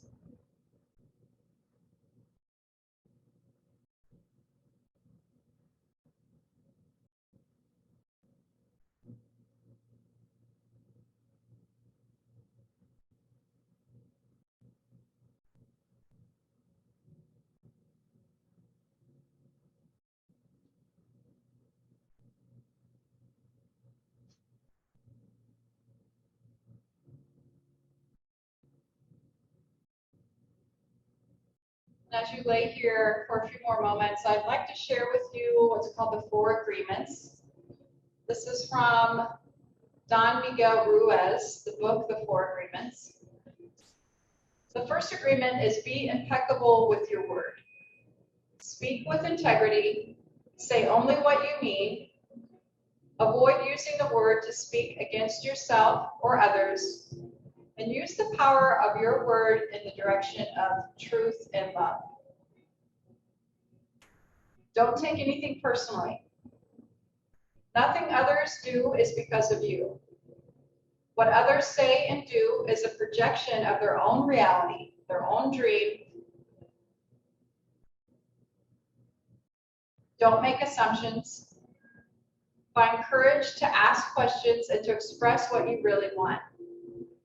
Communicate with others as clearly as you can to avoid misunderstandings, sadness, and drama. And finally, always do your best. Your best is going to change from moment to moment. It will be different when you're healthy as opposed to when you're sick. But under any circumstances, simply do your best. Very slowly, mindfully start to bring some gentle movement back to the body. Start by wiggling fingers and toes, wrists and ankles. When you're ready, let's give a big stretch. Reach those arms long overhead. Find a big stretch, fingers all the way to toes. Take another inhale, reach even longer. Stretch out that whole body. Exhale, hug the knees into the chest. Give a little rock one more time, side to side. And then roll to your right or left side and just pause there for a moment. Tuck your chin in a little bit closer to the heart space. Once again, having that moment of gratitude for yourself for coming here today, for taking the time, being willing to do the work.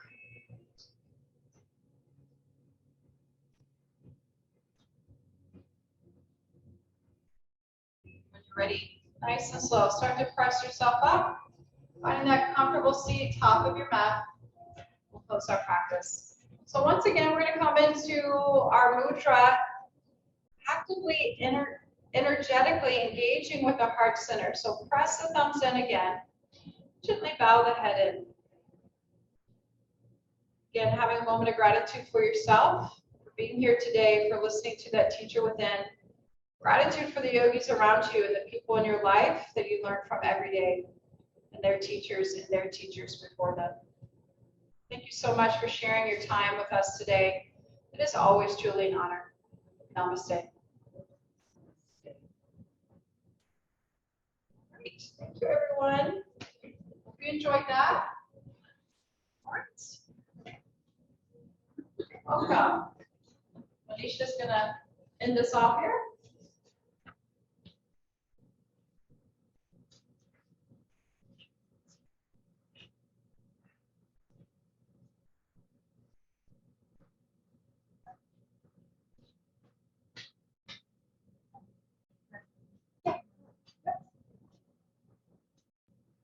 Everybody feeling?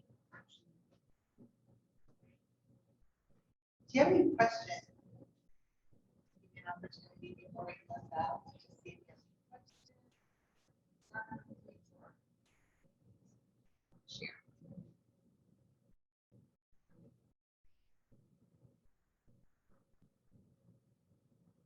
My question. So, personally, I have a child who deals with anxiety and depression. And I think for me, the biggest worry is that I don't know how to help. That feeling of being helpless, the escalate or whatever. So what do you recommend as far as, like, how, like, if you get to that point where you're not quite sure where to go or who to turn to? Is there a resource line or something that we can reference? Would we need to find a therapist or just some type of help somewhere? Yeah, absolutely. So, obviously, I'm a therapist. You can call me. Right. Hard to get back. Yeah. I do a lot. I mean, basically, this was kind of what I do in therapy. I do mindful practices and practice like grounding techniques and things like that. And good therapists should be doing that with you because it's hard to just say to somebody like, go do a meditation. And I do online in my practice, but I also do online with BetterHelp. And I'll be honest, I really like, as a therapist, I like that platform. I have a lot of like 20-something-year-olds, many of them on. And What was that called? BetterHelp, it's an online platform for therapy. And they're legit therapists who are vetted and whatnot. And I think it's so daunting for, as a parent, and somebody who has a child with anxiety, depression, and times two, asking what they need and not, like, I know what I need if I'm anxious, but I don't know necessarily what, I mean, I do now, but I wouldn't know without asking what my child needs. So I think that's important. Even young children can tell us what they need, what they need, give them space to give them, share. And then just being present. So sometimes not even doing anything, just saying, I'm here with you, and holding it. I had a foster child at one point who had a panic attack, so I would just sit next to him, not saying anything, just I'm here. Process.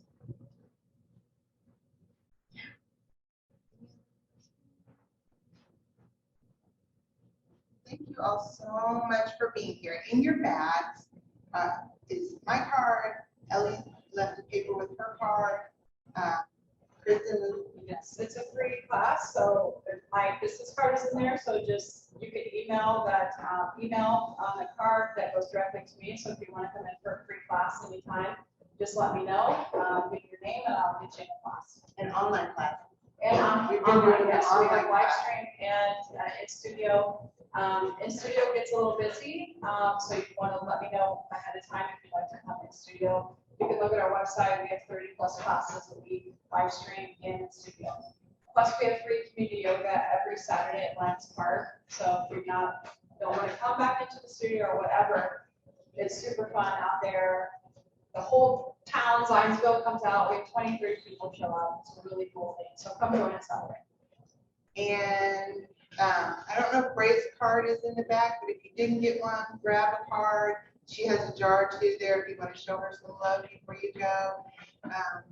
And also in the back is a candle, but don't tell Ellie Brown. It's a toxic candle.